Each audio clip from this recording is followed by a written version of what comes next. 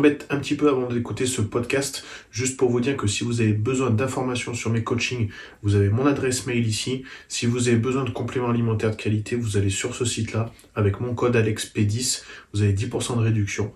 En attendant, je vous souhaite une bonne écoute et encore merci. Bah ça y est, on se retrouve pour un nouveau podcast. Bah du coup, bah que des... Alors sur Nico, on avait déjà fait des podcasts ensemble.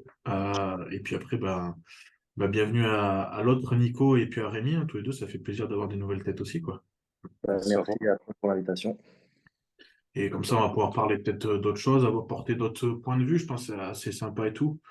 Et puis voilà, donc il y a eu quelques questions pour le podcast, mais ce que je voulais faire au début, c'était un petit peu, bah, chacun d'entre vous parle un peu de son actu, en termes, je sais pas moi, de business, de préparation de compétition, de retraite pour certains. Mais ouais, parler un peu de tout ça, donc je sais pas qui c'est qui veut commencer, mais je vous laisse faire le tour. Bon, allez, je vais commencer. Bon, alors déjà, merci pour l'invite, Alex. Donc, moi, c'est Rémi, 29 ans. J'ai commencé la musculation depuis 10 ans. Ça va faire 10 ans cette année déjà, ça passe vite. Donc, je suis athlète en classique physique. Là, cette année, je me prépare pour le régional en avril. Ouais. Et ensuite, ce sera Espagne en juin, la première vraie échéance. Après, en fonction des résultats, on verra si on enchaîne. Et puis, à côté de ça, je suis coach en ligne. Donc, pareil, là, cette année, j'essaye de bien développer mon business. Donc, c'est les objectifs de cette année, compétition plus le business, quoi. Ouais, ce que j'ai vu, vous avez fait pas mal de promos. C'est pour ça que on va sur ton Insta un peu pour voir. Ouais. Avec cette vidéo là, notamment promo là que vous avez fait. Ouais. Il est très fort, Romuald, là, il est Ouais. très talentueux et ouais, c'est un... Je pense que ce gars-là, dans le milieu du fitness, en termes de contenu vidéo, il a de l'avenir. Il est vraiment Ouais. très, très fort. Ouais, ouais, il est bon. La salle, c'est sur Angers du coup, parce que j'ai vu le matos, il y Ouais, a quelque pas mal, hein. ça, c'est une salle à Angers avec que du Larocque, donc je crois que c'est de Lavier, c'est ça, hein. Ouais, c'est ça, ouais. Enfin, c'est un Euh, partenariat, ouais, mais ouais. Franchement, super, super machine, c'est cool. Ouais, ça change un peu, quoi. Et la salle, elle est vraiment bien, elle est un peu. C'est dans un hangar, c'est un peu à l'américaine, un peu sombre et tout, comme on peut voir dans certaines vidéos d'Américains, les salles un peu sombres et tout. Donc, ouais, c'est cool, la salle est sympa. Ok. Et là, tu dis classique physique, mais ça, c'est ton physique actuel du coup. Ouais, ça, c'était il y a 3 semaines, là, déjà, 2, 3 semaines. Faut que tu Ouais. tombes à combien de kilos là? Donc, là, sur la photo, je suis à 106 et il faut que je sois à 96. Ok. Ouais. Donc, je suis en classe C. Ouais. Sachant que l'année dernière, quoi, ouais, l'année dernière, au Portugal, j'étais à 91, donc j'étais 5 kilos en dessous. Donc j'ai une marge de progression. Je ne sais pas si cette année je serai à 96, mais je pense peut-être 94, ou on verra quoi. Je vais Ouais, voir. ouais. Bah, On c'est pas verra ce mal. que ça donne. Mm. C'est pas mal. Bon, après, ça reviendra dans les questions, je me rappelle de certaines questions, mais c'est vrai que du coup, tu es avec Vincent, c'est ça, hein. Ouais, je suis avec Vincent. Bah, j'étais avec Essan et là j'ai switché avec Vincent justement après la compétition de l'été dernier. Je suis passé avec Vincent. Ok. Ouais. Nice. Ok. Ouais, ça va être cool. Ah, bah, ça promet, hein. Ouais, ouais, Après, classé, c'est pas évident, hein, chez les amateurs, elle est bien remplie en général. classe B, classe C, c'est là où il y a Ouais. plus de niveaux. Donc voilà. C'est pas grave, on va se battre, hein, c'est la guerre. Ah, bah, de Mm. toute façon, après, tu sais pourquoi tu le veux, hein. L'objectif, c'est bien la Exactement. carte pro et après d'aller Ouais, concourir. ouais, ouais, ouais. Donc voilà, hein. Mm. Peut-être d'ailleurs, en parlant de ça, les gars, je sais pas ce que vous en pensez tous, mais maintenant, on voit que les cartes pro, c'est de plus en plus jeune. Et du coup, qu'est-ce que vous dites quand, bah, justement, toi, Rémi, tu te dis, ouais, putain, j'ai déjà 29 ans, est-ce que ça te fait rusher? Comment tu vois ça? C'est ce que je dis souvent en fait aux gens, c'est que je trouve que je suis vieux pour ce sport, alors qu'en vrai, 29 ans, c'est pas vieux. Ouais. Et quand tu vois qu'il y a des mecs qui ont déjà 22, 23 ans qui sont à Olympia, tu te dis, c'est un truc de ouf. Alors qu'il y a 5, 6 ans en arrière, c'était pas le cas. Donc, ouais, c'est pour ça, là, cette année, je fais ça à fond. Si, imaginons, cette année, je passe pas pro, je pense qu'après les compétitions, je l'arrête parce que même si c'est ma passion, il faut se dire qu'à un moment donné, voilà quoi, tu vois, les mecs, ils sont de plus en plus gros, de plus en plus jeunes, voilà, faut se rendre à l'évidence que c'est chaud, quoi, tu vois. Ouais, faut se raisonner un peu, ouais. Ah ouais. Donc, on verra. Mm. Mais ouais, c'est vrai que ça fait réfléchir tout ça, ouais. Avec quel âge, toi, Nico, à Olympia? J'ai fait à 28 ans. Ouais. Et ça faisait combien de temps que tu t'entraînais en vrai? Moi, j'ai commencé en 2012, ma première compète, puis j'ai fait en 2018 Olympia. Ok. Ouais. Ouais. Mais ça faisait quoi? Ça faisait 1 an et demi quand même que je m'entraînais, quoi. Je faisais un peu tout seul, je faisais à ma sauce. Mais Ouais, ouais. j'ai commencé vraiment tout de suite en 2012 avec Patrick, et puis j'ai fait avec lui jusqu'à la fin, quoi. Hmm. Toi, Nico, tu penses quoi du coup de ça là? L'autre, Faudra, Pardon? les deux faudra, Nico, du coup, vous pensez quoi Ah de ouais, l'image? faudra trouver un code pour nous Ouais. différencier. Nico N et Nico C et Nico V. Ouais, voilà. Ouais, non, non, au niveau de l'âge, du coup, vous en pensez quoi? Parce que c'est vrai que tu dis, en fait, tu as l'exemple de, comment il s'appelle, Urs Kalinski qui a 24 ans, non, 23, 24 ans. Mais après, il Ouais, l'explique bien. Comme il dit, j'ai après, attaqué c'est un à mec 12 ans qui la commence. muscu. Ouais, voilà, c'est un gars qui a commencé il y a 10 ans. C'est Il y a aussi 10 ans, ça. ouais. C'est ça le Ouais, truc. exactement. Après, tu as Ça. des mecs, tu as des étoiles filantes un peu, bon, Hmm. qui obtiennent la carte pro en 2 3 ans, même moi, même les filles, hein, j'ai vu des filles qui, hop, une compète, carte pro. Ok, tu dis ok. Ouais, mais ça, c'est lié aussi majoritairement parce que depuis qu'il y a eu la scission avec l'IFBB puis la NPC, ça a multiplié par je sais pas combien les concours. C'est Hmm. ça. Donc, ça donne plus de possibilités aux athlètes, certes. Après, il y a plus de demandes aussi, hein, on va dire que c'est aussi un peu proportionnel. Mais Ouais. l'autre problème, et moi je l'ai constaté en regardant Olympia cette année, tu regardes les 4 5 premiers, ils sont incroyables. Ensuite, tu as un milieu de classement jusqu'au 10e, et après, le reste, c'est inexistant, quoi. Hmm. Après la 10e place, je suis désolé, mais ça n'a pas sa place. Enfin, en tout cas, ça n'a pas le niveau Olympia, quoi. Et ça se répercute, je pense que c'est lié notamment à la quantité de concours que tu as sur une saison, que ce soit en professionnel ou chez les amateurs. Et Ouais. voilà, maintenant, quand on voit qu'on a des compètes où on distribue 20 cartes pro, quoi, je suis désolé, quoi. Je veux pas faire genre à l'époque quand je faisais, mais même moi quand je faisais avant, c'était plus dur et avant moi, c'était encore plus dur. Ça veut dire que les mecs, ils avaient 5 6 occasions par année pour passer professionnel. Alors, il n'y avait pas les classiques, il n'y avait pas les men's physiques, etc. Mais il y avait une concurrence qui était juste pas Après, possible, quoi. je suis d'accord avec Nico, mais d'un côté, je trouve que le niveau, il augmente d'année en année. Tu vois ce que je veux dire? Tu as de plus en plus de cartes pro, mais d'un côté, le niveau, je le trouve de plus en plus élevé, tu vois. Donc, Ça dépend les divisions. oui, ça dépend des Je divisions, ouais. pense, je pense qu'en classique où toi tu es, le niveau il est hardcore, hein. C'est très difficile. Men's physique aussi, je crois que quand tu regardes 2012 à maintenant, Ouais, ouais. les différences, elles Ouais. sont, enfin les mecs d'aujourd'hui qui sont en men's, ils pourraient faire classique quasiment. Donc c'est chaud. Mais tu prends 212 en open, je trouve que même moi, je trouve qu'en open actuellement, ça fait 2 3 ans qu'on a une génération qui est personnellement, je trouve, qui est un peu moins bonne que les années précédentes. Ça m'emballe un peu moins de regarder.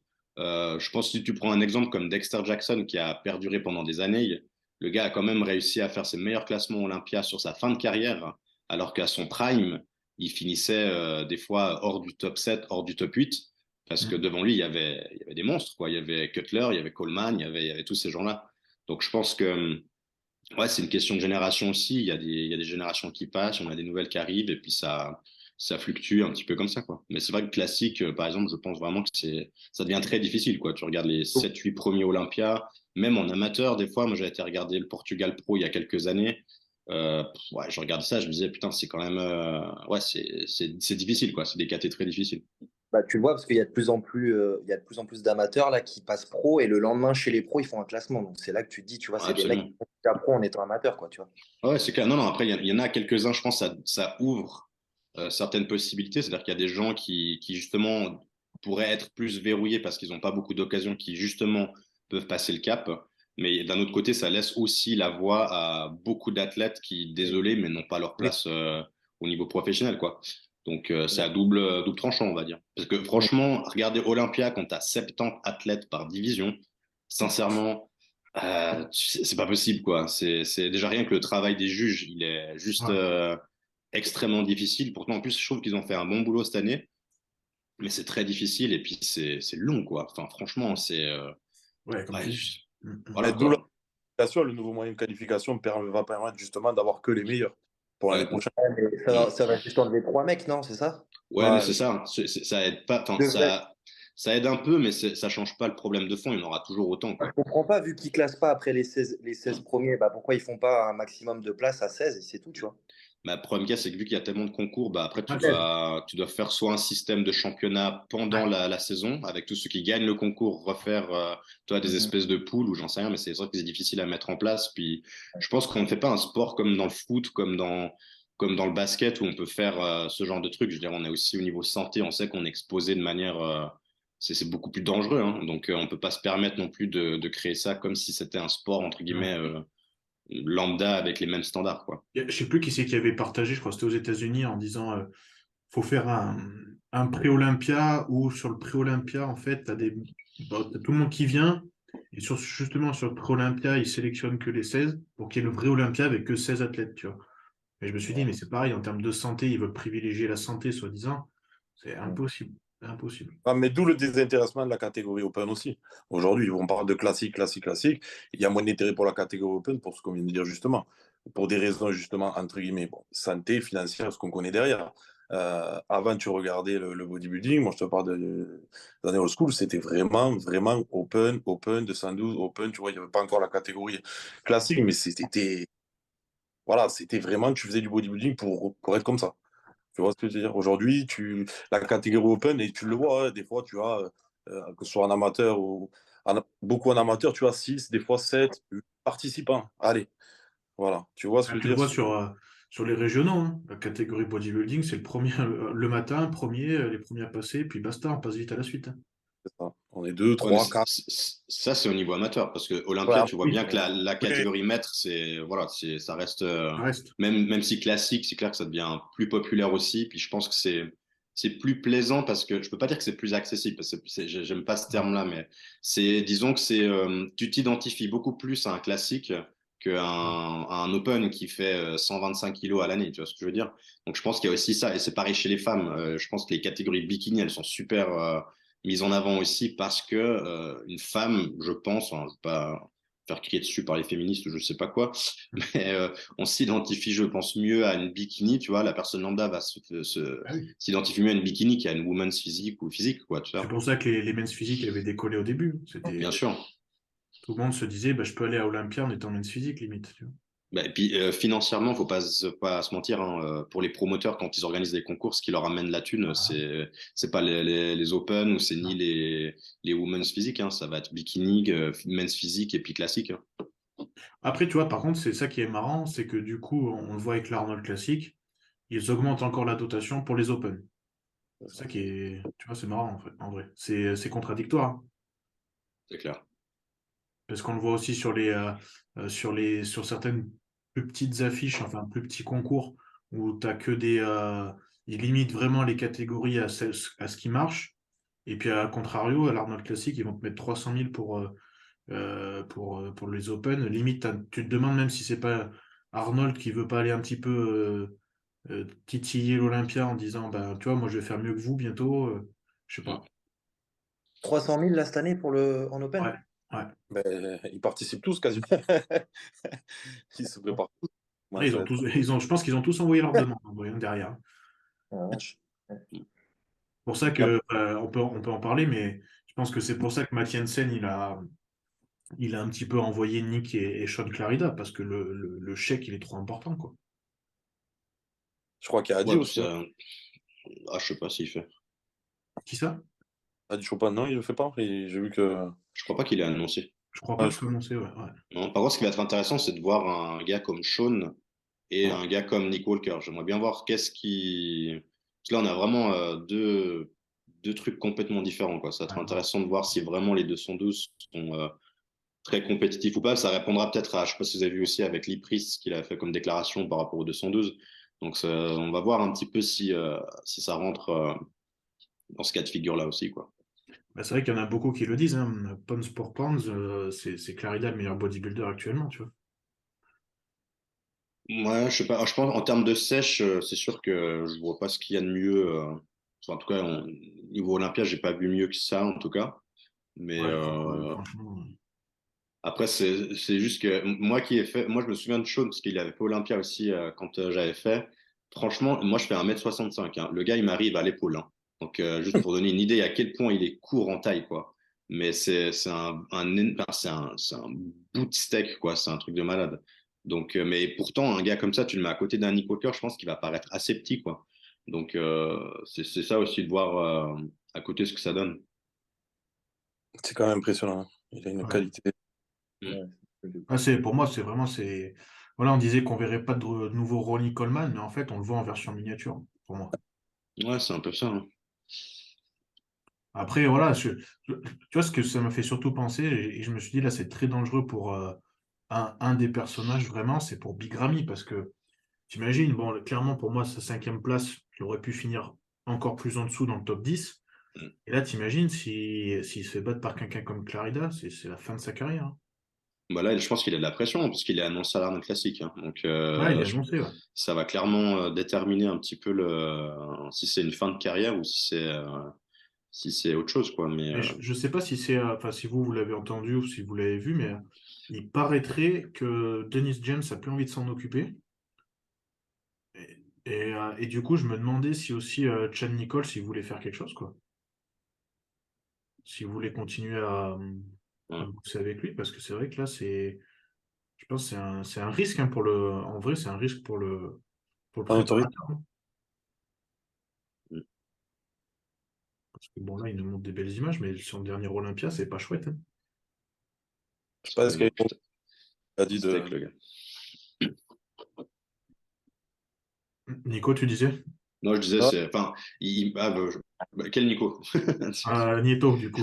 non, je pense qu'il y a eu une mauvaise gestion, enfin, de sa prépa parce qu'il est arrivé comme il est arrivé. Je crois que c'est du jamais vu, entre guillemets, hein, pour un athlète de ce niveau-là. Donc, c'est vrai qu'il y a un contraste énorme entre ce qu'il a présenté l'année dernière et cette année, quoi. C'est ça, et puis même par rapport aux updates qu'ils nous mettaient, hein, franchement, tu te dis, bah, comment ça se fait, en fait, qu'il en arrive là, quoi.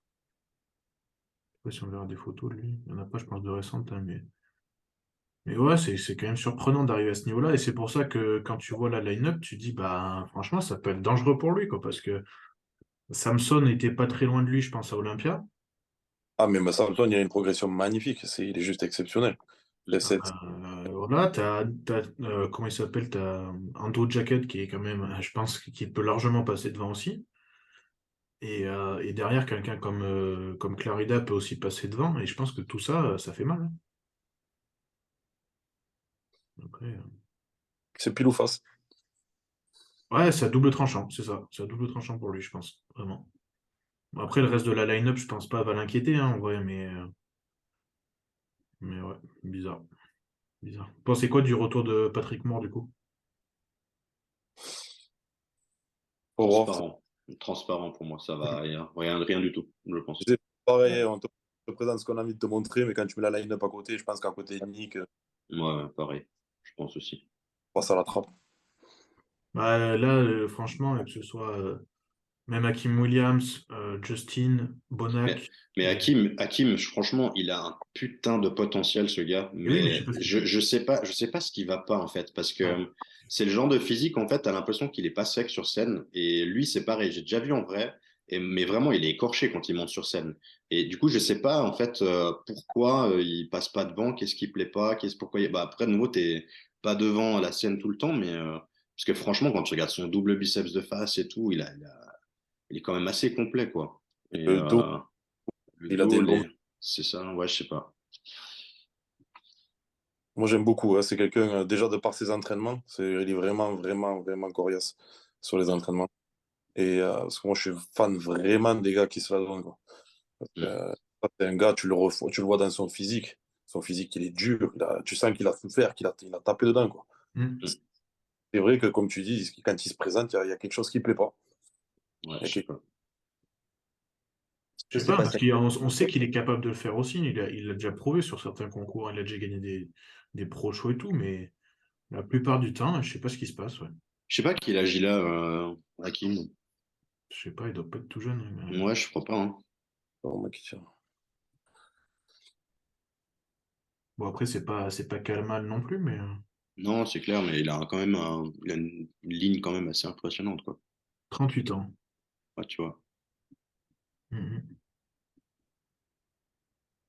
Ouais, mais bon, c'est vrai que lui, bon. Mais voilà, le problème, c'est quand tu vois la line-up surtout, quoi. Tu te dis, tu ne peux pas passer devant Samson, Nick. Pour moi, Samson, Nick, Andrew et Sean, ça va être le top 4, quoi. C'est Ouais. compliqué. Bonac, c'est pareil. Et bon, d'ailleurs, il était un peu décevant, je trouve, à Olympia quand même, hein. Ouais. Moi, je pense qu'il est en train de régresser quand même, Bonac.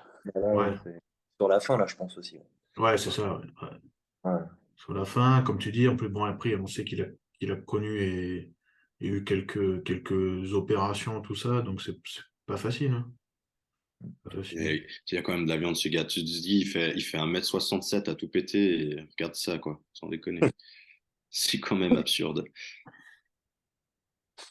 Oh, putain. Non, putain, c'est inhumain. T'as les mollets comme ça, là, de face, c'est quand même pas mal. Il a toujours été complet, Bonac, franchement, parce Ouais, que complet, les ouais. derniers Olympiades qu'il faisait, franchement, il arrivait, il était sec, pas trop de défauts, voilà quoi. Après, c'est vrai je pense qu'il y a un petit peu d'âge aussi, et puis peut-être aussi le rythme qu'il a eu sur l'année, quoi. Mais Ouais, c'est ça, parce qu'il a eu un gros rythme en début d'année, après il s'est fait opérer. c'est ça. Puis bon, Chad Nichols, on va pas se mentir, hein, c'est quelqu'un qui sort un peu aussi, donc Mm, mm. Ouais. des fois c'est pas évident. Puis bon, ouais, enfin, là pour le coup, vous allez me dire ce que vous en pensez tous les trois, mais enchaîner Olympia, donc quand même, je pense que c'est la plus grosse prépa de ton année, hein, sans se mentir. Et tu vas enchaîner quelques semaines après, retiré pour l'Arnold, une des plus grosses aussi. Je sais pas ce que vous en pensez, mais en termes ouais, de santé, d'organisme, l'organisme, comment il va récupérer, les muscles, comment ils vont se sentir et tout, c'est pas la même chanson, quoi. C'est dangereux même, je trouve, hein. Enfin, c'est dangereux. C'est à double tranchant, en fait, voilà. Bah, c'est Ouais. ouais, c'est double, quoi. C'est ou pour la plupart, ils seront mieux qu'à Olympia, ou alors ils seront moins bien, quoi. C'est- C'est le risque, ouais. C'est le Est-ce risque. que tu penses qu'à ce niveau, la récupération, elle est existante? C'est ça qu'il faut se poser comme question, surtout. Quand tu vois les niveaux aujourd'hui, regarde ce qu'ils sont en train de présenter, regarde juste l'affiche. Et les équipements qu'on te demande et les lignes surtout qu'ils présentent, ouais, ça reste à voir. Après, après voilà, hein, on te dit pas tout, mais voilà. Non. Mhm. Mais pour le coup, je suis assez d'accord avec la stratégie qu'il a eue, par contre, comment il s'appelle, Derek. Derek de dire non, je me concentre sur Olympia parce que cette année, ils ont que, on va dire, 10 mois pour préparer Olympia. Mm. Et voilà, je me prépare cette fois vraiment 10 mois pour faire de l'Open. Comme ça, voilà, il maximise ses chances. Tu vois, Nick, je trouve que c'est une erreur de sa part de vouloir enchaîner. Ouais, après, faut voir, mais c'est un peu, on voit toujours un peu on voit ce qu'on veut voir, tu vois, aussi, tu vois, c'est ça. On sait pas ce qu'il y a derrière, on sait pas aussi au niveau santé comment ils sont, ces mecs. Ouais, c'est sûr. Donc, il y a tellement de paramètres qui rentrent en compte. Mais, enfin, franchement, moi qui ai fait Olympia et tout, en termes de stress, en termes d'investissement, franchement, après, je comprends les gens qui vont après l'argent, hein, c'est clair, quand tu as un chèque de 300 000 balles à choper. Je comprends, mais juste sur le plan santé, honnêtement, je sais pas comment comment tu peux enchaîner, quoi.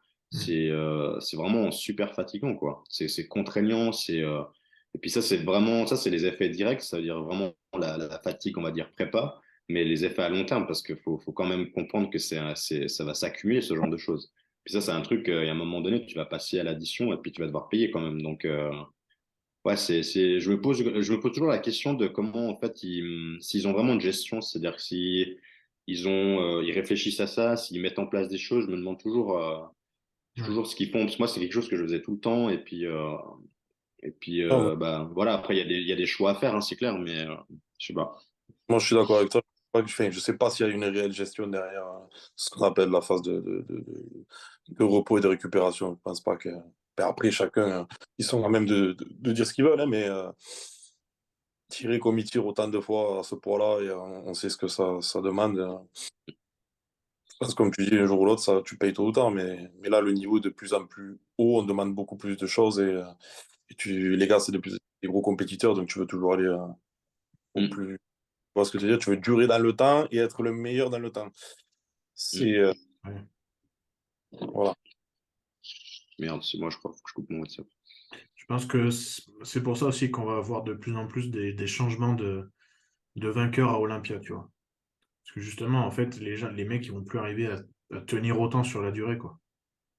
Ouais, Parce qu'ils veulent tellement en faire maintenant que voilà, et puis même sans parler forcément de faire l'Arnold classique, mais les mecs sont tout en train de faire une vidéo promo, il faut qu'ils soient toujours à 300% et tout. Quand tu vois Bumstead qui a déjà repris les entraînements et tout, tu te dis il aurait eu la place de prendre le repos, sachant ce qui s'est fait en termes de dommages musculaires, tu vois. ouais, tout à fait. C'est la stratégie à voir, quoi. À voir. Mais bon. Samson, vous pensez qu'il peut gagner, lui? Hmm. Ouais, je pense pas que cette année, je pense il peut chercher un top 3, tu vois, Ouais. chercher quelque chose d'intéressant. Maintenant, gagner, je pense que ça va être quand même compliqué. Il a une marge de progression, il a une progression qui est honnêtement assez exceptionnelle. Ouais. Moi, je l'ai vu passer, enfin, quand il est passé pro, tout, etc. C'est pas du tout le même là. La ligne est magnifique. Ouais. Il y a vraiment un changement visuel. Oh, Ouais, cette euh, vidéo-là, elle est ouf, il est incroyable. Ouais, il a une belle taille, bien fine. Ouais, ouais. Il a de la chance parce qu'il a un joli détail aussi sur la cuisse.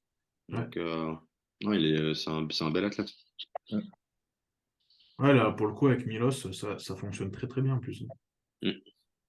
Parce que bon, Milos a perdu quelques clients, j'ai vu après Olympia, mais avec Samson, hein, je pense que ça file bien, hein. Ouais. C'est quand même assez impressionnant.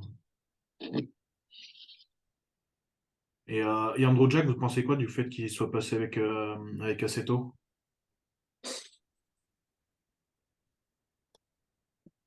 Si je comprends bien, du coup, il réplique le duo Chris Assetto et Psycho Fitness, comme avait fait Sean Roden, du coup.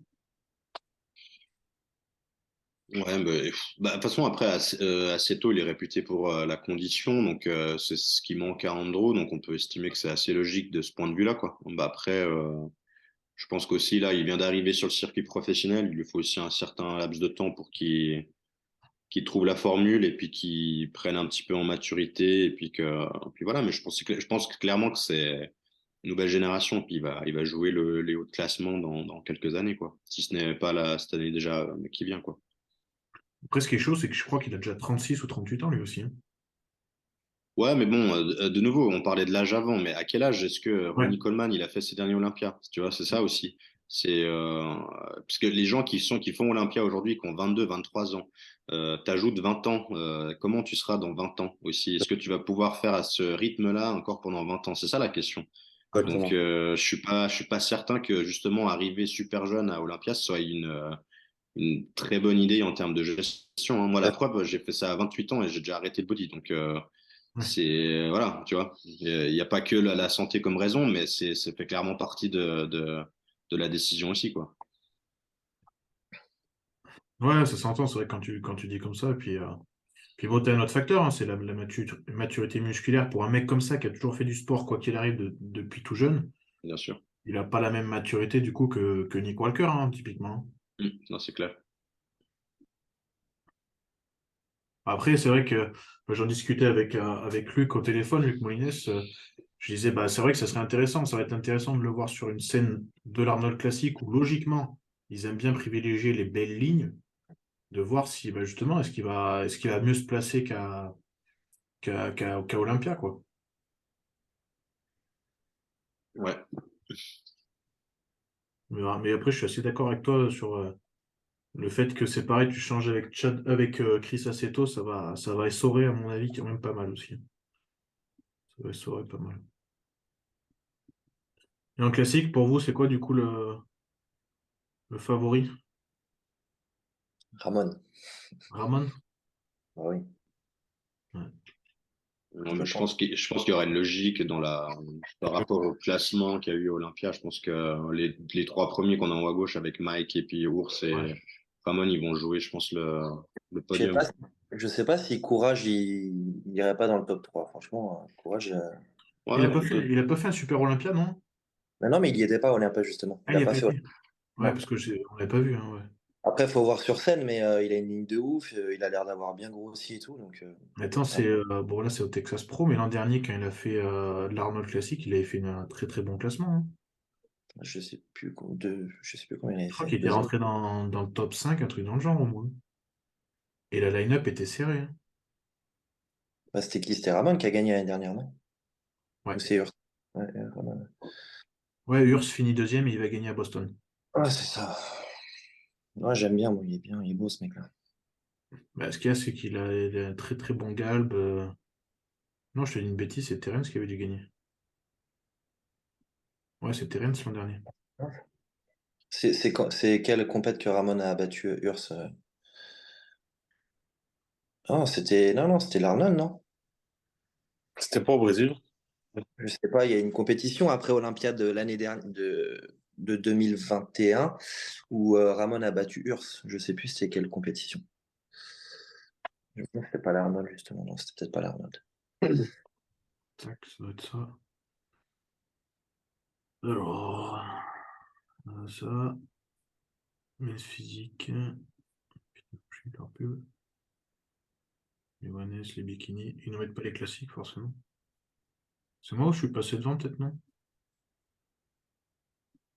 Classique. Non, bah ouais, classique, ils mettent Brandon Curry. Ils sont sympas, les gars.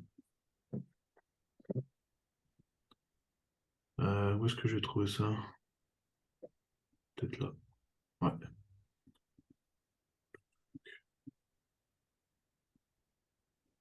Classique physique. 2022. Ouais, non, Ramon avait fini devant Urs quand même. Ah, c'est ça. Ah, donc c'est qui? C'est dans ce que je vois pas. Ah ouais, c'est Terence et Ramon avait fini. Ouais, ok, c'est ça. Ouais. Non, donc du coup, c'était en 2021 que Courage, il l'avait fait. C'était de quelques semaines avant Olympia, ouais, c'est ça. Mm. Mm. Ouais, ouais. Après, comment il s'appelle? Mike Sommerfeld, il est pas mal, hein, franchement, il a Bah, bien moi, progressé, lui. pour moi, moi c'est à l'Arnold, là, je vois bien Ramon premier et Mike deuxième, hein. Pour moi, moi, je préfère Mike à Urs, mais après, c'est personnel. Je trouve que Urs, il y a trop de hype autour de ce gars-là. Il est très bien, très beau, mais je pense qu'il a encore il a encore du taf, quoi. Il manque de masse musculaire, je trouve. Et je trouve que Mike est plus beau. Après, c'est mon avis, mais je préfère Mike. Pour le coup, je suis assez d'accord. Je trouve que on le met très très vite en haut de l'affiche. Non, là, Urs, cette année, tout le monde, ah, il va gagner, machin. Mais non, les gars, arrêtez. Il a encore beaucoup de boulot. Il est jeune. Ouais, et puis tu le vois qu'il était quand même moins gros que les autres, hein. À côté de Ramon et de Chris, c'est encore un bébé, je trouve, hein. Mais Mike, j'aime beaucoup, moi. Il est vraiment bien, ce mec-là. Tu t'es pas entraîné avec Nico déjà? Ouais, on se connaît bien. C'est un pote à moi. Je me suis entraîné avec lui au Mexique parce qu'il habitait à Playa del Carmen. Puis j'étais là-bas Ouais. l'année passée. On s'est entraîné un peu. Ouais. Et il habite là-bas du coup maintenant? Ouais, bah il est. Bah maintenant je sais pas trop ce qu'il fait, mais je sais pas s'il est rentré, mais je sais qu'il était installé là-bas depuis, je crois, 5 6 mois, ouais. Quelque chose comme Ok. ça. Ouais. Là, c'est un bon gars. Il est vraiment super sympa, super physique. Il a l'air gentil, ouais. Ouais, ouais, il est cool. Il a bien progressé aussi, là, en un an, comparé à 2021. Ouais, ouais. Mm. Bien grossi, hein. Donc, Après, je préfère Ramon aussi, mais je pensais par contre que, comment il s'appelle, Uribe, je pensais qu'il arrêtait le classique, il repassait en 212 ou en open, je sais plus ce qu'il avait dit. En open. Ouais, ouais, je crois il voulait se laisser le temps de partir en open, ou en 212, hein, je sais plus, hein. Et puis finalement, j'ai vu qu'il avait changé de coach, donc il est avec Patrick, et, ouais. euh, et que du coup, bah, visiblement, il continue en classique, quoi. Ouais. Bah, lui va bien, la KT. Bon, c'est pas celui qui a la meilleure des génétiques, mais je trouve il a du style. J'aime bien, il pose bien, je trouve. Il a un truc. Bon, après, forcément, comparé au top, je trouve il est pas compétitif, mais je trouve il dégage un truc. Moi, j'aime bien. Ouais, quand tu vois ça, tu dis il manque des choses pour aller Ah, gratter ouais, le top, hein. Ouais. ouais, c'est ça.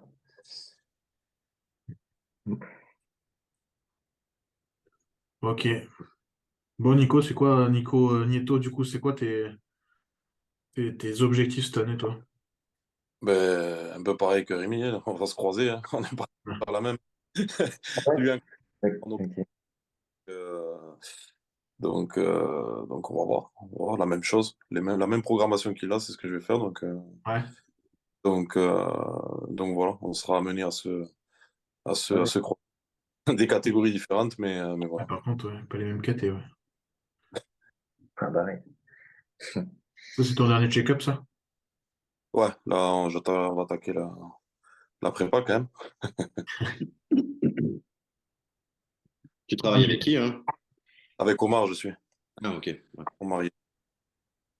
Donc ouais, ça fait 2 ans qu'on bosse ensemble et on a fait quelques compétitions l'année dernière où je me classe quand même assez bien dans les tops, mais tu vois, Maroc, je me classe, Tunisie, je me classe, mais l'overall, quand tu tapes des gars qui arrivent d'Iran et qui sortent, je sais pas comment, des vacuums à 120 kilos et des qualités monstres, ouais. enfin, Ouais, là-bas, c'était ils sortent des gens, mec, mais des fois, tu ouais, comprends pas, quoi. sur les réseaux, mais je les ai pas trop. Mais c'est justement ce qui est beau, tu vois, donc on essaie de se battre avec nos armes, mais pour dire que tu sais, souvent les réseaux, les gens les regardent, ils disent ouais, il va y avoir un tel, puis t'as un gars, il a pas internet, hein. Il Ouais. arrive, il arrive, il dit bon, pourvu qu'il sort pas de chez moi, mais bon, vu le gabarit, hein. Ouais. Donc on a rétabli quelques petits points faibles cette année qui étaient le dos et un peu de quadri sur les vastes externes, et on verra sur le off, on va voir ce que ça donne, et puis voilà, on va essayer de présenter, prendre plaisir et présenter tout ça et arriver à l'objectif, tout simplement. Donc, Ouais, euh, donc voilà, il n'y a pas beaucoup d'Open français. Et si on peut arriver, je sais qu'il y a Anto très, très, très, très qualitatif, très jeune. Je sais qu'il fera quelque chose. Mm. Donc voilà. Ok. Et on passe à l'autre Nico. C'est quoi tes actus, du coup? Tu nous Bah, feras un webinaire. Qu'est-ce que tu nous fais, du coup? non, je travaille sur un e-book en ce moment. Ouais. Et puis, non, bah, je fais toujours mes coachings. Je fais mes trucs. Je commence à me mettre dans l'acting avec des TikTok, tu vois. Ouais, bah, il faut y passer, hein. Non, mais voilà, quoi. Et puis, non, non, mais ouais, je fais mon coaching et puis ça se passe. Je voyage pas mal. Je vais retourner au Mexique là prochainement. Et puis voilà, le but, c'est de développer vraiment le coaching, pas forcément dans la compétition. Parce que moi, à la base, je suis formé aussi en salle pour suivre voilà, des gens tout à fait lambda. Donc, je travaille un peu avec des tranches d'âge très, très, très variées. Ouais. Donc, voilà, ça me plaît, ça me diversifie un petit peu mon job aussi. Et voilà, puis après, c'est clair que j'ai des gens en compétition aussi, mais c'est pas Voilà, disons que moi, faire passer des gens professionnels ou percer en tant que coach dans ce milieu-là, c'est pas non plus ouais, c'est pas mon objectif premier, quoi. Et l'autre Nico, du coup, toi, c'est ton objectif d'avoir des pros à terme? Alors, ben, moi, je suis un peu comme Nico, en fait. Je me retrouve aussi je suis comme lui au niveau de la. J'exerce en salle aussi. Et c'est vrai que je trouve beaucoup de plaisir à coacher et à amener des gens, en fait, d'un point A à un point B, mais vraiment, vraiment les aider, tu sais, vraiment zéro, quoi. Partir de zéro et vraiment des gens lambda, les amener à quelque chose qui leur convient. Déjà, en termes de reconnaissance, c'est vrai que c'est magnifique Ouais. parce, parce qu'en fait, ben, il y a rien qui trompe, quoi. Quand ils sont contents, ils sont contents. Il n'y a pas d'arrière-pensée ou autre, et c'est beau. Non, moi, j'aime beaucoup ça. Après, oui, j'aimerais avoir des compétiteurs, c'est sûr. Mais, voilà, c'est toujours pareil. Une gestion de compétiteurs, on le sait, tu peux pas en avoir 36, quoi. Donc, non, bien faire le travail, prendre plaisir. On va prendre plaisir. Et c'est vrai qu'aujourd'hui, je te dis, faire du personal training en salle est vraiment quelque chose qui me plaît plus que le en ligne.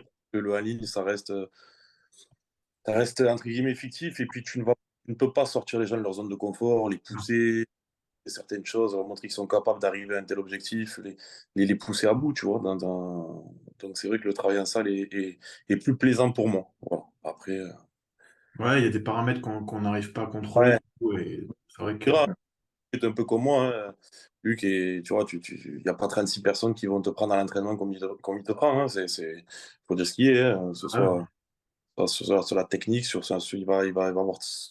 Tu vois, moi, je suis quelqu'un qui a énormément de force. Il le sait, j'ai énormément de force, je suis très fort. Mais il va me prendre sur un autre point, tu vois. Il sait que je suis fort, il va me prendre sur un autre point, sur de la technique, sur des mouvements. Et c'est ça qui est beau, en fait. Et il va me sortir de ma zone de confort au point faible, hmm. tu vois. Tu continues à t'entraîner un peu comme il fait. Bah, de toute façon, il y avait pas mal de questions. J'ai pas noté les questions, du coup, et la story, elle s'est effacée. Mais je sais qu'il y avait des questions sur l'entraînement. Il y avait sur le split, et puis il y avait sur les techniques d'entraînement. Donc là, de toute façon, on peut tous répondre en soi. Mais du coup, les techniques qu'il a, Luc, toi, tu les connais un peu avec quand même beaucoup de tempo, beaucoup euh, comment dire, de phases excentriques contrôlées, par exemple, d'aller chercher un temps sous tension très élevé, tout ça. Tu continues à travailler comme ça, toi? Alors moi, tu sais, j'ai commencé avec Stéphane Groise. Stéphane Groise, c'était pareil, c'était un gars qui travaillait et qui mélangeait deux termes de type de contraction, donc scarcoplasmique et myofibrillaire dans le même entraînement. Et donc, il y avait tout le temps cet aspect lourd polyarticulaire, et derrière, on travaille la technique.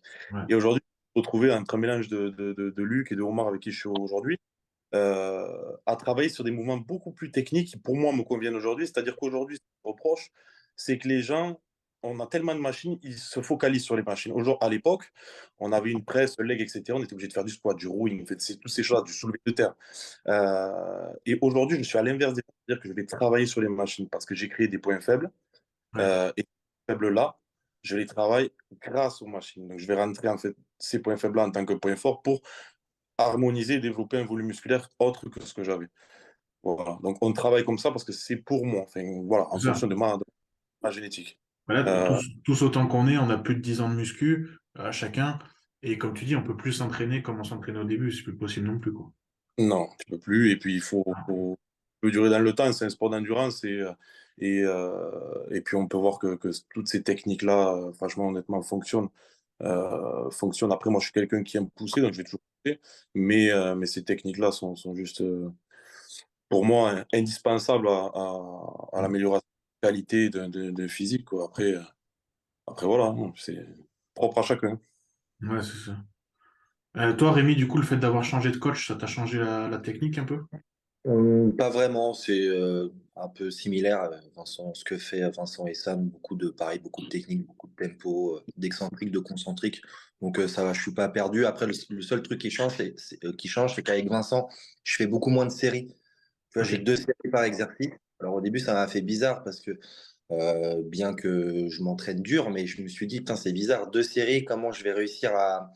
Bah, au début, j'avais l'impression de pas beaucoup travailler. Et en fait, j'ai très vite compris au bout de 2 semaines qu'il fallait tout simplement faire 2 séries à la mort, quoi, tu vois. Et maintenant, je fais que ça. Et même auprès de mes clients, je leur mets maintenant 2, 3 séries. Je leur mets pas deux parce que souvent, la plupart, ils vont pas comprendre. Quand tu leur mets que deux Ouais. séries, ils comprennent pas pourquoi il y a que 2 séries. Donc, je le mets sur mes coachings qui sont avancés. Mais maintenant, je travaille que comme ça et bah, c'est un gain de temps. La séance dure moins longtemps, beaucoup plus d'intensité. Tu sais que tu n'as que 2 séries, donc tu te conditionnes dans ta tête à te dire, bah, il n'y a pas de branlette, quoi. Tu vois, c'est 2 séries, 2 séries. Donc non, franchement, hormis ça, le reste, ça n'a pas changé, quoi. C'est pareil. Ouais. Ouais, bon, Nico, t'avais pas changé de coach, t'as toujours eu Patrick, mais moi, c'est vrai que quand j'ai vu le séminaire, quand j'ai fait le séminaire avec Patrick là, au mois de juillet, en fait, c'est pareil, il a la même approche. Après, il n'était pas rentré dessus dans le SST, hein, il n'était pas rentré à ce niveau-là, mais tu comprends vite l'approche, c'est ta tension mécanique, et puis ton temps sous tension, tu travailles sur les deux, puis voilà, tu as fait ton entraînement, quoi. Ouais, il n'y a rien de. Je me reconnais dans ce que Rémi il a dit, dans ce que tout le monde, Nico a dit aussi. C'est des entraînements. Moi, je travaille aussi comme ça. J'ai jamais travaillé avec des très gros volumes d'entraînement à la base. Je travaillais toujours sur 2 séries. Moi, ça me faisait même des fois, je travaillais même une série sur un exercice. Mm. Donc, mais c'est vrai qu'après, tu compenses avec toute l'intensité que tu vas y mettre, travailler vraiment à l'échec, etc. Donc, c'est sur ces facteurs-là que tu fais la différence, quoi. Ouais, puis ça Et il y dépend. a- T'as une tu peux te faire juste une série de 10 comme plutôt nous on fait. Je pense que c'est des séries que même si ça en fait qu'une, pour certaines personnes, ça vaut le volume de 4 quoi. c'est ça. Mais j'ai vu avec beaucoup de clients, quand tu les prends en salle puis que tu leur donnes justement un volume d'entraînement, tu fais 2 séries par exercice, etc. Le temps d'entraînement, il est court, mais si tu les fais vraiment appliquer ce travail à l'échec avec le travail en amont d'échauffement, etc., les gens, ils sont flingués à la fin. Ouais. Ah Donc, bah, c'est quelque chose qui doit. Il faut éduquer ça, c'est-à-dire qu'il faut que les gens apprennent à faire ça. C'est pour ça qu'on retrouve souvent, moi, j'ai souvent ce cas-là où je me retrouve avec des gens qui t'envoient leur programme et puis ils ont 4 fois 10, 4 fois 10, puis ils ont 6 exercices comme ça. Et tu te dis, en termes de volume, c'est compliqué si tu veux appliquer vraiment d'intensité dessus. Donc voilà, c'est quelque chose qui s'apprend. Après, c'est une méthode comme une autre, hein. Moi, je suis pas parce que moi, le SST, c'est clair que même moi, je suis le premier à critiquer le concept parce qu'il y a aussi des choses où on a le droit de mettre le doigt dessus. Donc, je suis ouvert globalement à tout, mais disons que moi, c'est un truc qui a toujours bien fonctionné, des bases, quoi. Bah, de toute façon, en tant que coach, même déjà nous, en tant que pratiquants, je pense qu'on a essayé plusieurs choses. Mm. Et puis en tant que coach, si tu n'es pas capable d'avoir plusieurs armes dans ton tiroir pour coller en fait, à la personne à chaque fois, ça ne marche pas, quoi. Et de toute façon, je vais te dire, tu prends une personne lambda aujourd'hui, tu lui dis 4 fois 10. Si on parle de développer couché, elle va commencer à 60, elle a fait une série, elle va faire 80, elle a fait 2 séries, elle va faire 3 séries, au final, elle aura fait qu'une série, parce que ça est C'est effectif. Donc, c'est exactement ça, ouais. C'est ce que j'explique à tous mes clients quand je leur dis, quand je leur mets 2 ou 3 séries, que je leur explique bien qu'il faut que ce soit des séries effectives. Donc, s'ils font 5 séries d'échauffement avant, rien à foutre. Il faut faire les 3 séries à charge effective avec le tempo qui est donné, le nombre de séries, tout, le nombre de répétitions, etc. Mais tu as raison, c'est ça, hein. Et bah, tu c'est fais logique. ça sur une semaine, sur un mois, sur un an, ça en fait des séries qui ne comptent pas, en fait. Ah oui. Donc, ouais, ouais, exactement. Mais c'est ça, tu vois, j'ai encore écouté, il y a une vidéo de deux gars français qui critiquaient un peu l'entraînement, enfin critiquaient, c'était pas forcément que négatif, attention, hein, l'entraînement de Dorian Yates, mais là, tu te dis non, mais en fait, il faut juste arrêter de dire que Dorian Yates, il faisait qu'une seule série. Il faisait ses warm-up sets, après il passait sur son top set, et voilà. Mais mine de rien, les warm-up sets qu'il faisait, il y a la plupart des gens, ils ne sont pas capables de le faire en top set, donc... Mais après, tu sais, c'est un exemple, tu vois, moi j'ai des barres à 200 au coucher, excuse-moi, mais je vais pas t'en taper à filer. Déjà, premièrement, je prends des risques. On va pas se voiler la face. Une série, il n'y a pas de souci. Tu en enchaînes 3 derrière. Est-ce que tu es capable déjà? Et deuxièmement, est-ce que ton corps est capable aussi de supporter cette tension? Donc, il y a aussi ce risque-là. Moi, je suis pas pour. Et la finalité de faire 2 séries effectives sont hyper logiques pour moi. Donc, après. hmm. Et Puis puis après, même, voilà, il y a le côté fréquence d'entraînement aussi à prendre en compte, le côté volume au total sur la semaine, volume au total sur le mois, limite. Phase d'entraînement, je te coupe. C'est vrai qu'après, excuse-moi, c'est que euh, j'entends tout et n'importe quoi. Je pense que c'est propre à chacun. Moi, aujourd'hui, je m'entraîne 2 fois par jour parce que j'ai l'occasion de faire 2 fois par jour avec 8 à 7 heures de récup entre les deux. Et ça ne m'a jamais empêché de grossir. Tu vois, c'est des choses que souvent on entend. Euh, Tout est question de comment tu organises ta journée, ta récupération, etc. Que ce soit Choukko, et pareil, il s'entraîne 3 fois par jour avec un cardio et 2 entraînements, mais tout dépend comment tu cales tes entraînements et ce que tu mets. Pour moi, aujourd'hui, je préfère faire 40 minutes par exemple, je vais te dire une connerie, hein, une séance de dos ou 45, et le soir faire mes 30 minutes de biceps triceps avec 7 heures de récup derrière. Euh, j'ai l'occasion de le faire, j'ai la récupération Hmm. adaptée. Je pense que c'est bon. Après, c'est pour ça qu'on des fois on analyse, on entend des choses, mais tout dépend de la condition de vie, de l'environnement actuel de la personne aussi. Tu vois? Donc, aujourd'hui, les gens, quand tu parles d'eux, moi j'avais parlé avec Marc Hector, il me disait l'Oxygen Gym, il m'a dit, il n'y a rien d'extraordinaire. Ce qu'il y a d'extraordinaire, c'est qu'au final, tu es coupé du monde, tu te lèves, tu fais ton cardio, tu vas t'entraîner, tu as ta phase de récup, tu manges, tu vas t'entraîner, et tu es conditionné. C'est pour ça qu'aujourd'hui, il existe des training camps et tout le monde sort des training camps. Mais le training camp, il n'y a rien d'extraordinaire, si ce n'est un environnement Ouais, c'est adéquat ça. au professionnel, tout Hmm. simplement. Bah, de toute façon, Voilà. ça porte bien son nom, hein. C'est exactement ce que faisaient les boxeurs et ce que font encore les boxeurs ou les pratiquants d'arts martiaux avant une compète. Comme tu dis, ils se mettent dans l'environnement qui est fait pour la préparation et à ce moment-là, ils sortent ce qu'ils ont à sortir. À partir du moment où tu as l'environnement qui est en place, il n'y a pas de raison. Et puis, si tu es intelligent, parce que comme tu dis, bon, tu fais le matin, Ouais, tu fais dos et le soir, tu vas faire quad, c'est qu'il y a un problème aussi, quoi. t'es surhumain. Ouais, ouais. Ou alors, c'est que tu t'entraînes un peu comme une fougère, comme je dis, quoi. C'est ça le Ouais, truc. après, il y a quand même la capacité aussi, quoi. Tout le monde n'est pas égaux là-dessus, hein. Parce qu'il y a des gens qui, quoi, tu vois, Nikos qui fait 2 entraînements par jour, il y en a qui vont le faire, que tu sois sous chimie, que tu te reposes 7 heures entre chaque séance et tout, il y en a qui vont, ça va pas leur réussir, hein. exactement. C'est Bah, aussi déjà, je propre pense que à mentalement, chacun. il y en a, ils sont pas capables de renvoyer une deuxième fois dans la journée, tu vois. Ouais, c'est ça. Ou alors ils vont le tenir, mais ils vont le tenir un mois, puis au bout d'un mois, ils vont être cramés nerveusement, tu vois. C'est ça. Donc, je pense vraiment que c'est au cas par cas.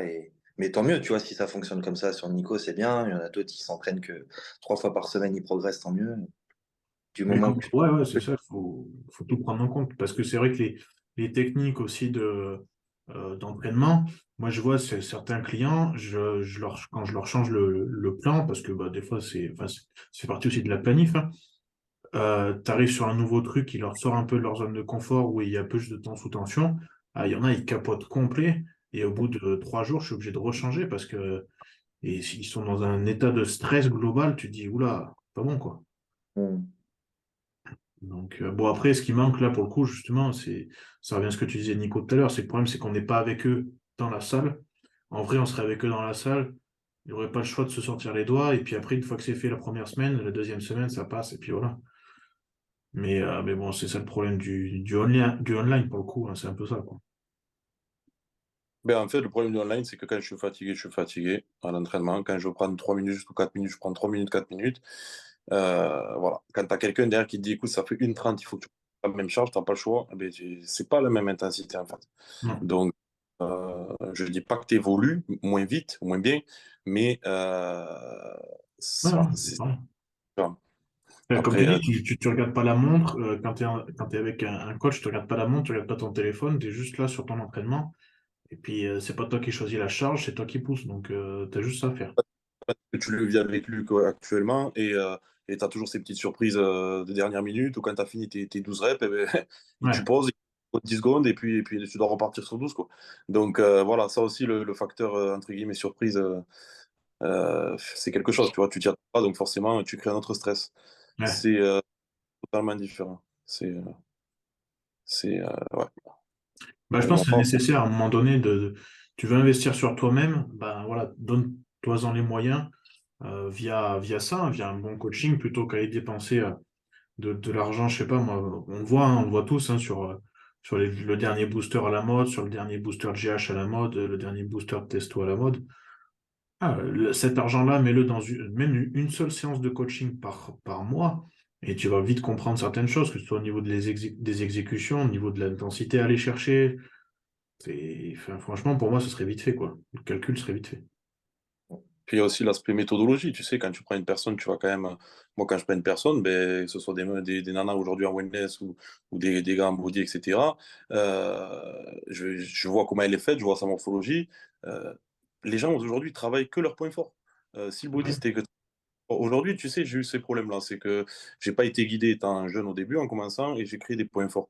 Et, euh, et malgré ça, j'avais quand même un gros dos, donc tu vois, assez large, mais de grosses épaules. Et ces grosses épaules me dévalorisaient mon dos, tu vois. Donc c'est aussi pour moi, plus tu es guidé, plus tu as quelqu'un qui va t'analyser, qui va te dire, ben, il faut poser ces points forts-là, il faut travailler ces points-là, ces axes-là, tu évolueras plus vite.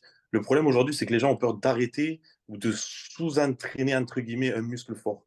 Parce qu'ils n'ont pas l'habitude. Ben, si tu as des gros pecs, eh ben, pourquoi tu continues à les faire 2 fois et pourquoi tu valorises pas tes jambes? Tu vois, c'est un exemple. Mais aujourd'hui, nous, ça nous paraît logique, mais c'est pas logique dans la tête des gens. C'est-à-dire qu'aujourd'hui, la logique, c'est le lundi pec, le mardi dos, le mercredi, etc. Tu vois? Donc, parce qu'il n'y a pas cette analyse qui est faite en amont et je trouve qu'à payer un bon prépa ou un coach, c'est justement pour ça. C'est aussi pour t'analyser et te dire, voilà, tu as ce point faible-là, arrête de travailler ce point fort-là et développe ton point faible. Voilà, je pense que ça fait partie du job et, Bah, je pense que tous, autant qu'on est, on a déjà eu un retour de notre coach qui n'était pas forcément agréable à entendre.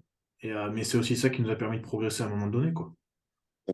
Donc, comme tu dis, quand tu prends quelqu'un qui te dit, bah, là, tu as un retard, je sais pas, jambes, il va falloir bosser les jambes plus que les pecs, alors que tu aimes bosser les pecs, ok, ça va pas te faire plaisir, mais il faut le faire.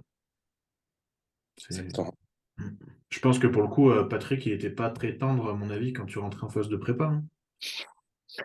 Bah écoute, moi je me souviens d'un truc avec Patrick, à l'époque quand on avait la scission de IFBB NPC, pour pouvoir faire les concours style à Nantes Classique ou Championnat d'Europe, etc., il fallait être qualifié pour, tu devais gagner dans ton pays, etc. Puis il y Mm. avait des sélections du coup, comme n'importe quel sport. Et à l'époque, Patrick c'était le sélectionneur de l'équipe nationale, entre guillemets, enfin, même s'il n'y a pas vraiment d'équipe, mais c'était lui qui choisissait les athlètes. Et je me souviens, on faisait la sélection, donc on était appelé devant le président, on devait poser, machin, c'est comme ça que ça se passait. Et puis, il faisait chaque fois des commentaires. Et moi, je me souviens, j'avais posé, j'avais pas eu de commentaires. À la fin, on m'a appelé, on m'avait dit que j'étais sélectionné. Et à la fin, Patrick, il est venu, moi, je le connaissais, hein, mais il est venu en face de moi comme ça, il m'a regardé, puis il m'a dit, écoute, t'es à chier aujourd'hui. Et du coup, il est parti, il m'a rien dit de plus. Et il est parti comme ça. Bah, c'est Patrick, il est comme ça. Mais derrière, c'est un message. Tu Ouais, vois, c'est ouais. quelque chose, c'est juste pour te dire, écoute, tu as du potentiel, il faut que tu bosses, il faut que voilà, faut que tu travailles, etc. Mais c'est clair qu'après, c'est pas un monde de bisounours, hein, donc il faut dire les choses comme elles sont, hein. Et moi, c'est ce que j'aimais avec Patrick, c'est que Et je pense que c'est aussi pour ça qu'il n'est pas fait pour tout le monde, mais c'est parce qu'il a un très franc-parler. Il te dit quand ça va pas. Et puis moi, j'aime les gens comme ça. Donc moi, je préfère qu'on vienne me dire t'es à chier que qu'on vienne me caresser dans le dos pour me dire ah bah c'est pas trop mal. Puis qu'en fait, après, tu vas sur le jour du concours, puis que tu te fasses ramasser. Puis après, tu te poses des questions, tu te dis ah mais pourquoi et tout. Tu m'as dit que j'étais bien. Je fais bah non, si t'es à chier, point. Et après, attention, hein, ça c'est une approche que moi j'avais avec Patrick, tu vois, et que tu peux forcément pas appliquer Non, non. avec tout le monde, avec des clients, mais c'était mon mode de fonctionnement. Et je pense que en body, c'est le problème qu'on a. Enfin, moi, j'ai un peu l'impression que c'est ça. C'est que j'ai l'impression que les gens ont un peu trop, ils ont besoin d'être un petit peu caressés, tu vois, pour qu'on leur dise, ah, c'est bien ce que tu fais, Ouais. c'est bien, bravo. Mais, tu sais, moi, je me souviens de la vidéo, j'ai encore la vidéo de mon passage au Olympia, où j'écoute Sean Rest, c'est Sean Rest qui faisait le commentaire, mais il m'a démonté. Mais pendant 2 minutes, il m'a démonté. J'ai pas entendu un seul truc quasiment positif, tu vois. Et bah, tu veux que je dise quoi? C'est Olympia, tu vois. Genre, si tu te prépares pour aller à un niveau comme ça, que tu veux faire de la compète, tu veux être compétitif, tu veux être professionnel, ben, si t'es pas prêt à encaisser, tu vois, genre des commentaires, même s'ils sont pas forcément toujours légitimes, ben, c'est un monde comme ça, hein. C'est un monde difficile et puis tu dois accepter la critique. Et voilà, mais c'est pour ça que je pense qu'il y a une différence à faire entre faire du bodybuilding et faire de la musculation. Et je pense que les gens, ils n'ont pas encore tous compris des fois cette différence-là. Et à la faute à qui, je sais pas, peut-être qu'il y a un peu des réseaux sociaux, petit peu de ça, mais je crois que les gens ont tendance vraiment à s'imaginer que le bodybuilding, c'est devenu un truc très accessible. Ouais. Et ça l'est en pratique, hein, parce que, enfin, en théorie, ça l'est parce que tu peux aller t'inscrire à un concours, mais après, en pratique, quand tu dois mettre en place tout ce qu'il faut faire, l'organisation, etc., bah là, ça, c'est une autre paire de manches, quoi. Je pense que les réseaux ont tendance à montrer que la phase extérieure, c'est-à-dire qu'aujourd'hui, on voit les photos. Voilà. Aujourd'hui, on Mm. te montre les photos.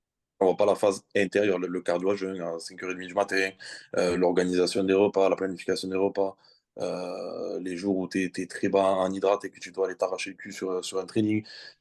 C'est quand les gens le vivent, et je me rappelais, c'était Giovanni qui m'avait dit ça à l'époque, mon premier préparateur, et enfin, quand j'ai repris, il m'avait dit, aujourd'hui, j'avais repris la compétition, je sais plus quelle compétition j'avais fait, et il m'a dit, aujourd'hui, tu peux te prétendre être athlète bodybuilding parce que tu as vécu et traversé euh, une préparation.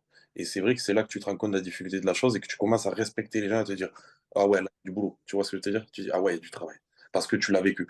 Moi, je l'ai vu avec trois coachings à moi, trois athlètes à moi, hein, des gens lambda, coach sportif, etc., que j'ai amené en compétition. La première chose qu'ils m'ont dit, honnêtement, je ne sais pas comment tu as fait pour tenir autant de temps, pour arriver à ça, pour monter sur scène avec cette condition, parce qu'on en a chié. Et voilà. C'est quand tu le vis que tu peux le comprendre et en parler ouvertement. Mais tu sais, moi, on me demande, mais je te rejoins là-dessus parce que moi, souvent, on me demande, ouais, c'est quoi qu'est-ce qui a changé quand t'es passé pro, etc., machin. Je dis, mais moi, il n'y a rien qui a changé. Quand t'es pro, c'est un état d'esprit, c'est une éthique, tu vois. Et moi, cette éthique-là, je l'avais le premier jour où j'ai commencé à me préparer pour la compétition, je l'avais déjà. Donc, en fait, la différence entre 2012, quand j'ai commencé, et 2018, il n'y en avait pas. Ce qui a changé, c'est quoi? C'est mon physique, certes, parce que, bah, il y a de l'évolution, etc., mais l'application, la mise en place, l'organisation, tes repas, tes priorités aussi. C'est-à-dire que quand tu décides de partir à un endroit, premier truc qui te vient en tête, ah, mes repas, il faut que je prépare mes repas, faut que j'ai 1 heure et demie pour m'entraîner, ah, ok, machin. C'est ça, être professionnel. Et c'est pas juste, parce que moi, il y a beaucoup de gens aujourd'hui qui courent désespérément après une carte pro pour avoir une carte professionnelle. Et c'est pas ça, en fait, être professionnel. Être professionnel, c'est vraiment une éthique, c'est quelque chose que tu as en toi, c'est quelque chose qui t'anime, tu vois. Et c'est pour ça que moi, quand j'ai obtenu ma carte, le seul truc qui a changé, honnêtement, c'est juste que je vais payer 250 $ par année. C'est le seul truc qui a changé, hein. Mais globalement, le reste, j'avais la même vie, quoi. Donc, et ça, il faut faire comprendre aux gens. Parce que je pense que c'est devenu une mode, quoi. Il y a plein de gens qui sont rentrés un peu dans ce système où c'est un peu, ah, c'est stylé, tu vois. C'est stylé de Ouais, marquer c'est ça. IFBB Pro sur son profil, ça le fait, c'est cool. Ouais, c'est bien, mais globalement, t'en fais rien, hein, parce que je te dis franchement, moi, être pro, c'est cool. Ouais, ça, sur ton CV à la limite, mais moi j'habite en Suisse, vous habitez, je crois, tous en France. On est tous d'accord que niveau fitness, quand tu dis que tu sois IFBB pro à la réception d'un fitness, les gens s'en foutent, quoi. Ils n'en ont rien à Ouais. branler, hein.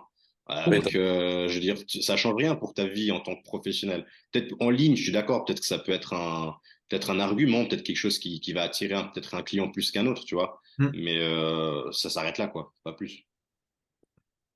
Ouais, bah clairement, C'est pour ça. c'est marrant parce que tu vois, avec Claire qui est pro, on a fait deux, trois nouvelles salles un petit peu. les mecs à l'accueil, ils captent pas qui c'est. Pourtant, ils sont censés être un peu du mieux parce que c'est pas des salles non plus. C'est pas Basic Fit, tu vois. Et puis, bah, t'es pro, mais tu payes comme tout le monde. Et puis voilà, il n'y a pas de cadeau, il n'y a rien, quoi. Mais après, moi, je te dis franchement, moi, quand je vais dans une salle, je m'amuse pas à faire ouais, je suis pro. Oui, bien Franchement, sûr. je m'en fous. Moi, je rentre, je paye mon abonnement, mon entrée, j'en ai rien à foutre, tu vois. Mais c'est clair que quand tu as quand même un peu de reconnaissance, parce que c'est quand même un milieu qui est difficile, tu travailles très dur, tu demandes rien à personne, tu es en plus très souvent catalogué comme un drogué. Ouais. Donc, c'est vrai que de temps en temps, quand t'en as un qui te dit ouais, bah, je te fais une entrée un peu plus réduite ou bah, je te fais une entrée gratuite, c'est cool, bah, c'est appréciable, on va pas se Appréciable. mentir. C'est Puis, clair. puis voilà, ça veut dire que tu es dans un environnement, justement, on revient à l'environnement, où bah, tu as un minimum de reconnaissance, que tu es avec quelqu'un qui est au moins passionné un minimum pour connaître et tout. Donc, c'est plus agréable que quand ça se passe l'inverse, que le mec, il est juste là pour prendre ton fric, quoi. Ah non, c'est clair. Et après, voilà, c'est ça le truc, hein. Cela dit, la dernière fois, j'étais en Suisse avec Kenny pour m'entraîner. Je l'ai vu, c'est pareil, les mecs à l'entrée, Kenny, ils se doutent même pas qu'il est pro, ils ont juste dit, putain, il est gros, quoi. Ouais, c'est un peu ça. Mais bon, ouais, après, voilà, ce qui est bien, c'est que bah, des gens comme toi, peut-être, comme Kenny, bah, justement, ou comme Claire, je le vois avec Claire, hein, vous n'arrivez pas pour justement vous mettre en avant. Et c'est ça qui est aussi, ça fait l'athlète, hein, ça fait le professionnel aussi. Ben, je pense que en tant que même t'as pas besoin d'être professionnel, mais si tu es vraiment un athlète, que tu fais ça, etc. Je pense que la moindre des choses, c'est de montrer l'exemple. Donc c'est pour ça que franchement, moi, j'ai pas envie de rentrer dans une salle et puis de faire genre ouais, je suis pro, j'aimerais un truc gratuit. Franchement, moi, je rentre, je fais mon truc et puis basta. Et puis quand t'as des gens qui viennent te dire ah je te suis, ah bravo, bah c'est cool, tu prends. Puis s'il y a personne qui vient rien te dire, bah c'est pas grave, tu rentres chez toi, ta vie elle est normale. Hein, je veux dire, Ouais. ça change rien.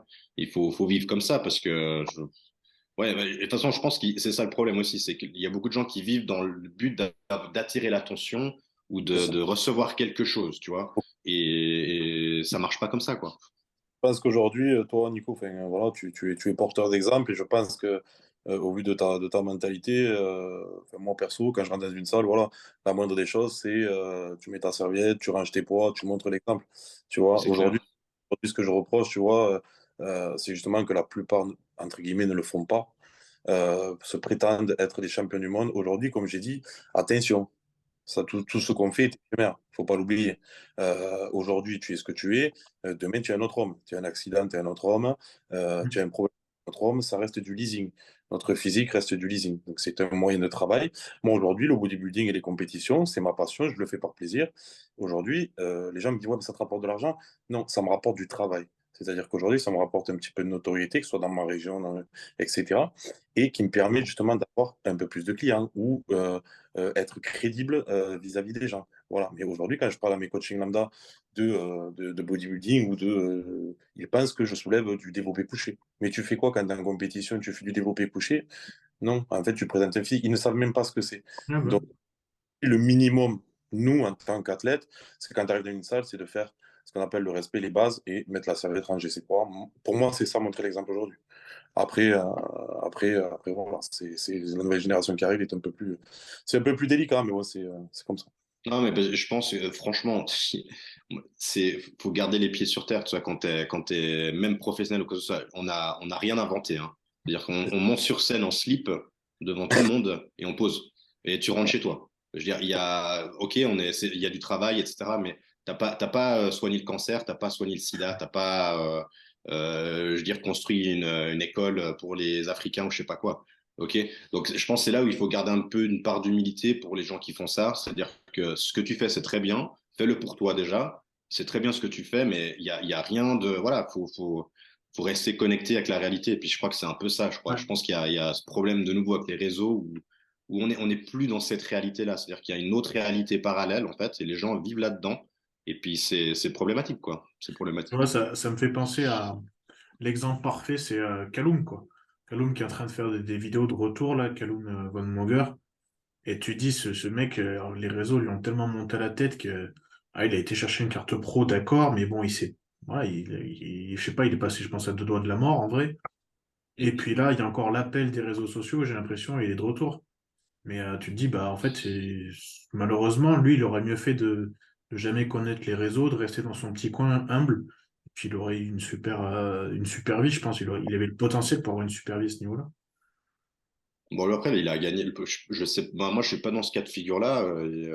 Pourtant, je sais de travailler, mais je gagne pas non plus 1 million par mois, tu vois. Et je pense que lui, ce qui est aussi arrivé, c'est qu'il a gagné très, très vite de l'argent. Et puis, Ouais. je pense que c'est aussi un peu le problème, c'est que quand tu as tout d'un coup cette quantité d'argent qui t'arrive dessus, tu es jeune, parce qu'il me semble qu'il était assez jeune à l'époque. euh, comment tu gères, tu vois? Parce que moi, aujourd'hui, j'ai 32 ans et je sais qu'à cet âge-là, maintenant, j'aurais pas géré de la même manière les choses que quand j'en avais 20. Donc, je sais pas aussi comment ça se passe à ce niveau-là, tu vois. C'est aussi une question d'entourage, de ce que tu as à Entourage. l'entourage, ouais, tu vois. Je pense que ça joue beaucoup, quoi. Ouais, mais tu vois, c'est ça, faut pas se laisser duper par le fait de mon entourage devient virtuel sur les réseaux, tu vois. Mhm. Parce que je pense qu'il y en a beaucoup, on le voit en salle, comme tu disais Nico, les petits groupes d'influenceurs qui se mettent sur TikTok et qui ils ont pas de serviette, ils rangent pas leur poids. Enfin, tous, ils manquent de respect à tout le monde et à eux-mêmes en premier, limite.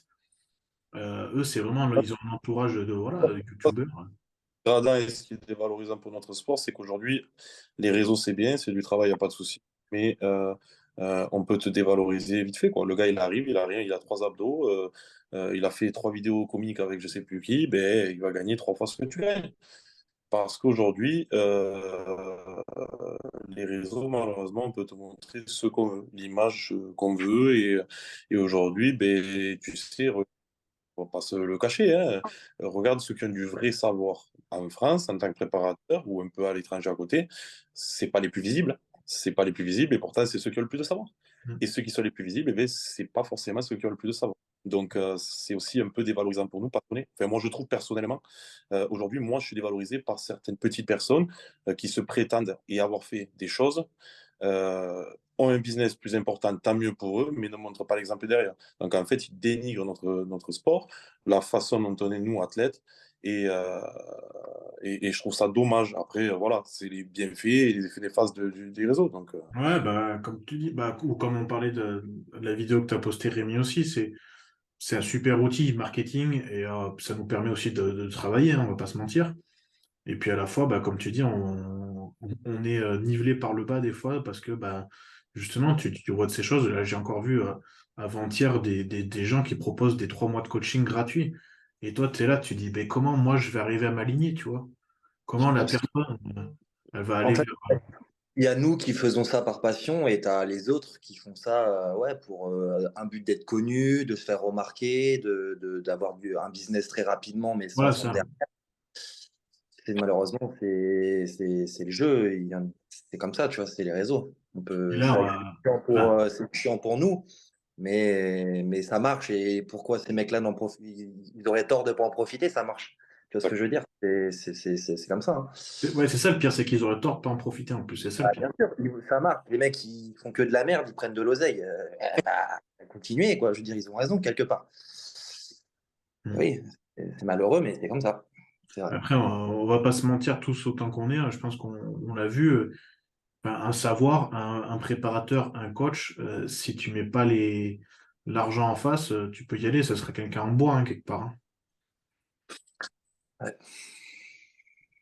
Je pense que voilà, il y a un minimum, mais ouais, c'est dommage qu'il y ait ce nivellement par le bas. Et puis du coup, il y a des personnes, là, pour le coup, je peux le dire, hein, avec Patrick, on avait discuté plusieurs fois, et il m'a dit, moi, les podcasts, maintenant, j'ai plus envie d'en faire parce que maintenant, ça fait de l'info gratuite pour les gens et c'est mal utilisé. Donc il m'a dit, je veux même pas en faire. Je veux plus en faire. Ouais, ça, je reconnais bien Patrick, là. Ouais, bah, ouais, mais bon, après, moi, je l'ai enfin, je l'ai bien compris, et puis, enfin, c'est pas moi qui vais lui en vouloir, et d'ailleurs, on continue à parler de temps en temps avec Patrick, c'est pas un souci. Mais c'est dommage, tu vois, je trouve que c'est dommage pour la masse, en fait. Mais parce que moi, voilà, moi je connais Patrick, c'est vraiment un ami dans la vie privée aussi. Et Patrick, il a tellement donné aussi, tu vois, au début quand il a commencé, parce que bah, comme nous, c'est quelqu'un de très passionné, il est toujours. Donc c'est quelqu'un qui a beaucoup donné, puis ben, tu te fais couillonner plusieurs fois. Il y a des gens qui n'ont pas de respect aussi. Donc au bout d'un moment, bah, moi je comprends qu'à la fin, tu dises, bah écoute, maintenant tu veux me parler 10 minutes, tu payes quoi. Et puis c'est comme ça, c'est du business. Et puis moi je trouve qu'il a raison sur ce niveau-là, surtout que actuellement, je pense que il fait partie quand même des meilleurs coachs qu'on a, en tout cas en Europe, ça c'est sûr. Mm. Donc, ouais, voilà. Le gars, il a travaillé aussi pendant des années et des années. Donc, aujourd'hui, il fait facturer, quoi. Mais par contre, ça a du sens. C'est-à-dire que moi, je trouve cohérent que le gars, il demande de l'argent pour qu'on puisse, voilà, prendre des infos avec lui, comparé à peut-être à ce que Rémi disait, comme il disait, les gens qui font de l'oseille alors que, voilà, ils ont rien de plus, pas de passion que dalle. Bah, je trouve au moins plus légitime, tu vois. Donc voilà, mais ouais, connaissant Patrick, Non, je peux le puis, comprendre. il y a ça, et puis, enfin, tu vois, quand j'étais au séminaire, justement, je peux même pas imaginer le degré de frustration qu'il a eu quand à un moment donné, il nous dit, on était sur la partie entraînement et tout, je sais plus sur quel, ouais, on était sur le stress métabolique, machin, et puis il prend l'exemple de Dorian Yates. Et il regarde le mec qui a posé la question, il regarde le mec en lui disant, euh, tu vois qui c'est Dorian Yates, tu vois, lui, il faisait qu'une seule série. Le mec l'a regardé, il lui a dit, c'est qui Dorian Yates? Ouais, Tu viens à un séminaire de Patrick Tuor, tu sais pas qui c'est ouais. Dorian Yates, tu vois, tu te dis, Et oula. regarde, au Salon de Paris, Flex Wheeler. Rappelle-toi, au Salon de Paris, Flex Wheeler. Bah, Et ouais, mais tous les gros body, ouais, ils étaient pas. non, Mais tu mais sais, personne. je reprends un exemple. Excuse-moi, Nico, je te laisse finir. Non, non, vas-y, vas-y, je t'en prie, je t'en prie. Je voulais revenir sur Patrick parce que Patrick, il avait fait un séminaire en Suisse, je crois que ça fait un an maintenant, un peu plus d'un an. Bah moi, j'étais évidemment allé le voir, tu sais, c'est dans mon pays, c'était à 4 heures de chez moi, je trouvais ça génial. Mais déjà rien que ça, quand tu vois la ferveur inexistante quand tu as un mec comme ça qui vient dans ta région pour donner du savoir. Il a fait un séminaire, mais on a fait c'est 5 heures presque, ouais, 5 heures quasiment de séminaire, donc à partager, à discuter, tu vois. Et tu te retrouves dans une salle où il y a 10 personnes, 12 personnes, tu vois. Et tu dis, putain, mais vous êtes où? Ouais, Je dis, moi, c'est une chance inouïe, quoi. Moi, j'ai un mec comme ça qui vient dans ma région, mais moi, je prends congé de travail, j'annule mes rendez-vous, et puis je me dis, putain, je me consacre une journée, voilà, tu prends des notes, tu prends ton ordi, machin et tout. Mais quand tu vois qu'il n'y a déjà pas de ferveur, tu te dis, ça rejoint ce que tu viens de dire par rapport à ce que tu as vécu dans son séminaire. Tu vois, tu dis, les gens, ils sont. Ouais, c'est pas. Je ah, sais mais, pas. T'as l'impression qu'ils viennent par obligation ou bien qu'ils se ouais, font. enfin, Voilà. l'impression que j'ai eue, c'est. Alors, comme tu dis, j'étais comme toi, hein, quand j'ai vu le peu de personnes qu'il y avait pour cet événement qui était gratuit quand même. Donc, Mm. En pas plus, d'excuses. ouais. Ouais, pas d'excuses, hein. Enfin, c'était Yamamoto, du coup, qui s'était offert de Yamamoto. Mhm. Et honnêtement, quand j'ai vu le truc, bah, parce que moi, j'étais le seul à prendre des notes, enfin, il y avait peut-être deux, trois qui ont pris des notes, tu vois. Mais je sais parce que Patrick, il m'a fait la remarque quand je l'ai vu en décembre. Ouais. Il m'a parlé de toi et tout, et puis il m'a dit, ouais, bah, j'ai vu Alex, machin, c'était le seul qui prenait des notes, machin et tout. Donc, tu vois, il te connaît un peu, quoi. Ouais, bah, il était venu me parler de lui-même en plus, donc c'était cool. Mm. Mais après, sur le truc, tu vois, en fait, les gens, j'ai l'impression que, on peut pas dire tout le monde, mais tu as peut-être 75% des gens, le moment où ils ont le plus kiffé, c'est quand bah, toute la team Yamamoto, ils ont commencé à distribuer des t-shirts gratuits, tu vois. Ouais. Et tu te dis, ouais, enfin, faut pas venir pour ça, quoi. Et puis il y en a, ils sont, la deuxième partie du séminaire sur l'entraînement, ils sont partis, quoi. Ils sont partis. Je sais pas, je trouve ça dommage. Et du coup, je comprends largement que quelqu'un comme Patrick Tuor, bah, ils disent non, maintenant, c'est tu veux de l'info, tu me payes, basta. Mm. Ouais, c'est clair. C'est ce manque de reconnaissance aujourd'hui qui est désolant, tu vois. Ce que j'expliquais dans une il n'y a pas longtemps, où aujourd'hui, quand je finis mes compétitions, tu sais, j'appelle toujours certains de mes anciens préparateurs, enfin, si on peut appeler ça des préparateurs, puisque que ça peut être que ce soit Caroline Gaume, bon, Stéphane Groise n'existe plus, mais paix à son âme, mais que ce soit elle, que ce soit même Omar ou Luc avec qui j'ai changé, ou Giovanni, je me dis, mais quelle chance j'ai eu d'avoir ce partage de savoir Ouais. et, euh, et surtout même m'être entraîné avec eux. Tu sais, regarde, je me suis entraîné avec Rude Boy, je me suis entraîné. Mais tu sais ce que m'a dit Rude Boy? Il m'a dit demain, je m'entraîne à 14 heures. J'étais à 13 heures au gym à Alicante pour m'entraîner avec lui. Parce qu'il me dit, mais t'imagines cette chance? Oui, cette chance, tu vas t'entraîner avec quelqu'un, peut-être tu vas apprendre des choses nouvelles, le savoir. C'est juste extraordinaire. Mais j'ai l'impression que peu de gens se rendent compte de ça et je trouve ça vraiment dommage. Aujourd'hui, quand tu fais payer un coaching et que tu dis et que tu vas dire ta somme, il va dire mais c'est excessif. Mais j'avais dire mais tu te rends compte de ce que de l'expérience et ce que j'ai fait moi, les crash tests que j'ai fait moi, avec qui j'ai travaillé, tout le savoir que j'ai appris, ce que j'ai mis en place pour en arriver là. Et tu me dis que c'est cher. J'ai dit, bon. Et tu es capable d'aller acheter des t-shirts Balenciaga à 400 euros, de payer des bouteilles d'alcool tous les week-ends. Au bout d'un moment, il faut avoir ses priorités. Et c'est vrai que je Mm. trouve que le body sport, en tout cas en France, voilà, c'est Non, plus je pense que compliqué. c'est pareil, tu vois, on en discutait avec Pierre un petit peu, tu sais, il s'entraîne au Pure Muscle au Canada, et comme il me disait, il y a une armée de TikTokers aussi qui ils viennent dans cette salle, ils se rendent même pas compte de la chance qu'ils ont d'être dans cette salle, ils font leur TikTok et ils se cassent, quoi. C'est le problème plus de génération, mais voilà, après, heureusement aussi, il y a des gens qui sortent du lot, qui sont là pour apprendre.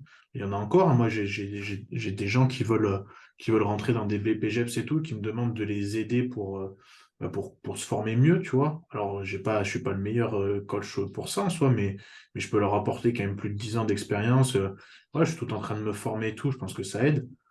Mais ouais, je pense qu'il y a encore des gens dans le bon truc aussi, puis ouais, il y a de tout, quoi. Il y a de tout, en fait, c'est tout. Mm. Tiens, d'ailleurs, en parlant de ça, je sais qu'il y avait une question sur ça. Et ben, du coup, bon, mis à part toi, Nico, qui a connu que Patrick, mais bah, tous les deux, vous avez connu plusieurs coachs, Rémi et l'autre Nico. Comment vous avez choisi à chaque fois le changement de coach? Comment ça s'est passé? Rémi, vas-y. Ouais, bah alors moi, le changement de coach, il s'est fait tout simplement. Moi, Vincent, je le connaissais avant en tant qu'ami, avant qu'il soit mon préparateur, quoi. Et en fait, on s'est vu à Lille l'année dernière quand j'ai fait le régional. On s'était vu, on avait un peu discuté. Et, du coup, non, on s'est vu à Lille, on s'est vu au Portugal. Et c'est au Portugal, c'est après le Portugal où je me suis dit, bon, vas-y, il faut que j'aimerais bien changer quoi, de préparateur. Et on en avait discuté un peu avec Vincent. Et du coup, voilà, on s'est mis d'accord. Vincent était là au Portugal. Au Portugal, il m'a beaucoup aidé, tu vois. Il a beaucoup été là, vu que et ça n'avait pas pu se déplacer. Vincent a été là quand même. Il m'a bien aidé au Portugal. Donc voilà, ça s'est fait naturellement, quoi, j'ai envie de dire, tout simplement. Il me connaissait au-delà de l'athlète que je suis, il sait comment je suis psychologiquement, il sait que voilà, je suis quelqu'un de sérieux et tout. On se correspond là-dessus, donc après ça a été, ouais, ça s'est fait naturellement, quoi, tout simplement. Ouais. Moi, j'ai pas trop galéré, on va dire. Peut-être il y en a certains, ils doivent peut-être se faire chier à trouver des nouveaux préparateurs, à savoir qui, quoi. Non, moi, je fonctionne au feeling et surtout le côté psychologique, je trouve que c'est le plus important. Donc, voilà. Ouais, moi, c'est un peu pareil que toi, Rémi. Je fonctionne vraiment sur le psychologique et le feeling. J'ai pas eu beaucoup de préparateurs. À la rigueur, tant mieux parce que ça m'a permis d'avancer et de progresser. Parce que le problème, c'est qu'aujourd'hui, tout le monde change de préparateur, mais ils comprennent pas que tu reviens à zéro à chaque fois, parce qu'il faut qu'il apprenne à te connaître. Aujourd'hui, par chance, moi, j'ai quelqu'un qui me cadre. Et moi, je vais cadrer les gens, il n'y a pas de souci, mais moi, il me faut quelqu'un qui me cadre et qui me dise, voilà, t'as faim, tu manges pas. Il te faut ci, il te faut ça. Son expérience, sa dureté dans la sèche, sa passion. Puisque moi, Omar, je suis désolé, mais aujourd'hui, je trouve en lui quelqu'un déjà d'humain, vraiment, et de passionné. C'est, c'est juste extraordinaire ce qu'il a fait, ce qu'il m'a fait découvrir et surtout l'engouement qu'il y met. Quand tu le vois venir en compétition, quand tu le, il est comme un enfant, il est malgré tout ce qu'il a vécu dans ce milieu, il est toujours à 100%. Et, euh, et derrière toi, et c'est un régal. Honnêtement, c'est un régal. Tu vois, je vais le voir demain encore là, parce qu'on n'habite pas loin. Mais c'est un régal dans tout parce qu'il a l'art du posing. Il a commencé très jeune au Maroc où c'était pas super euh, bodybuilding et tu vois quelqu'un qui est parti de zéro et qui s'est fait un peu tout seul et tu profites de toute son expérience et son savoir, c'est juste extraordinaire. Puis la qualité humaine, honnêtement, la qualité humaine et la relation que j'ai avec lui, je la trouverai pas avec quelqu'un d'autre, donc j'ai aucun intérêt aujourd'hui et je ne le ferai pas de changer de préparateur pour avoir un nom qui est à la mode ou quoi que ce soit. Je progresse très bien et il répond à mes attentes, donc c'est vrai que c'est ce côté humain qu'on perd et que j'ai avec lui que je ne veux pas, que je veux surtout pas perdre, quoi. L'expérience et le feeling, quoi. Nico, t'aurais aimé travailler avec quelqu'un d'autre que Patrick, toi? Pas jamais de la vie. Patrick, c'est mon père, c'est mon frère, c'est ma famille. Moi, j'ai déjà dit à Patrick plusieurs fois, parce que maintenant on se connaît dans la vie privée, j'ai dit franchement, Patrick, c'est si un jour il y a un problème, tout, il m'appelle, je prends ma voiture à 3 heures du matin, je vais l'aider. Je ferai la même chose pour ma mère, je ferai la même chose pour ma sœur, c'est comme ça, on a eu la chance de tisser une relation sur 10 ans maintenant. Et puis on a commencé, mais vraiment le premier jour, moi j'étais rien quand je l'ai vu la première fois. Je savais même pas poser. Je savais même pas ce que c'était. Il m'a dit double biceps de face, j'étais là, genre, je comprends pas ce que tu me dis, tu vois, je sais pas ce que c'est. Et du coup, c'est lui qui m'a tout appris, tout appris. Franchement, je pense que le 80% de ce que je mets en pratique dans mon travail avec autant les gens qui sont, que j'appelle wellness, les gens qui sont hors compétition, que les gens que je prépare en compétition, 80% de mon savoir, en guillemets, ça vient de Patrick. C'est lui qui m'a tout appris, c'est lui qui m'explique, c'est lui qui. Patrick, c'est mon encyclopédie. C'est dès que j'ai un problème, je sais pas quoi faire, je dis ah bah je vais demander à quelqu'un. Puis ce quelqu'un-là, c'est Patrick. Et je lui écris et il me donne une réponse et puis voilà. Et puis c'est quelqu'un qui m'a apporté sur le plan humain aussi. C'est quelqu'un qui m'a soutenu aussi quand j'avais des périodes plus difficiles. Donc c'est pour ça que ça allait un peu plus. Je pense qu'on avait une relation un peu père-fils un peu, tu vois. Parce que moi, j'ai commencé, j'avais tout juste 20 ans quand j'ai commencé. Et puis, j'étais suisse, lui, il est suisse. Je pense qu'il y a un peu cette histoire, tu sais, voilà, c'est une histoire un peu fraternelle comme ça. Et puis, on avait tellement, moi, j'ai tellement confiance en lui quand j'ai commencé que, il aurait pu me dire, écoute, tu bouffes ta main, tu sautes par la fenêtre, je vais le faire, tu vois, je l'aurais fait sans me poser de questions, quoi. Et puis, c'est pour ça qu'aujourd'hui, on s'écrit pas forcément tout le temps. Mais je calcule pas ou comment dire, la valeur pour moi d'un ami, c'est pas par rapport à le Ouais, nombre de fois que tu écris. Hein. Pour moi, clairement. c'est quand tu es là, quand tu es dans la merde, c'est quand tu écris ce petit message qui fait la différence, même si c'est 2 lignes, tu vois. C'est ça, c'est ça l'amitié, c'est ça vraiment ce que je considère être comme un ami. Et puis j'ai toujours autant de respect. Et puis je pense que ce qui avait de particulier avec Patrick, et que j'ai toujours à l'heure actuelle, c'est que c'est comme quand tu es petit, que tu crains ton professeur. Tu sais, quand t'es gamin, tu vas à l'école, tu rentres chez toi, puis t'as ton prof, il t'a mis une mauvaise note, tu as peur de ton père ou de ta mère que tu te fasses engueuler. Bah, moi, j'avais ça avec Patrick, c'est-à-dire que j'avais cette crainte qui était en fait quelque part du respect.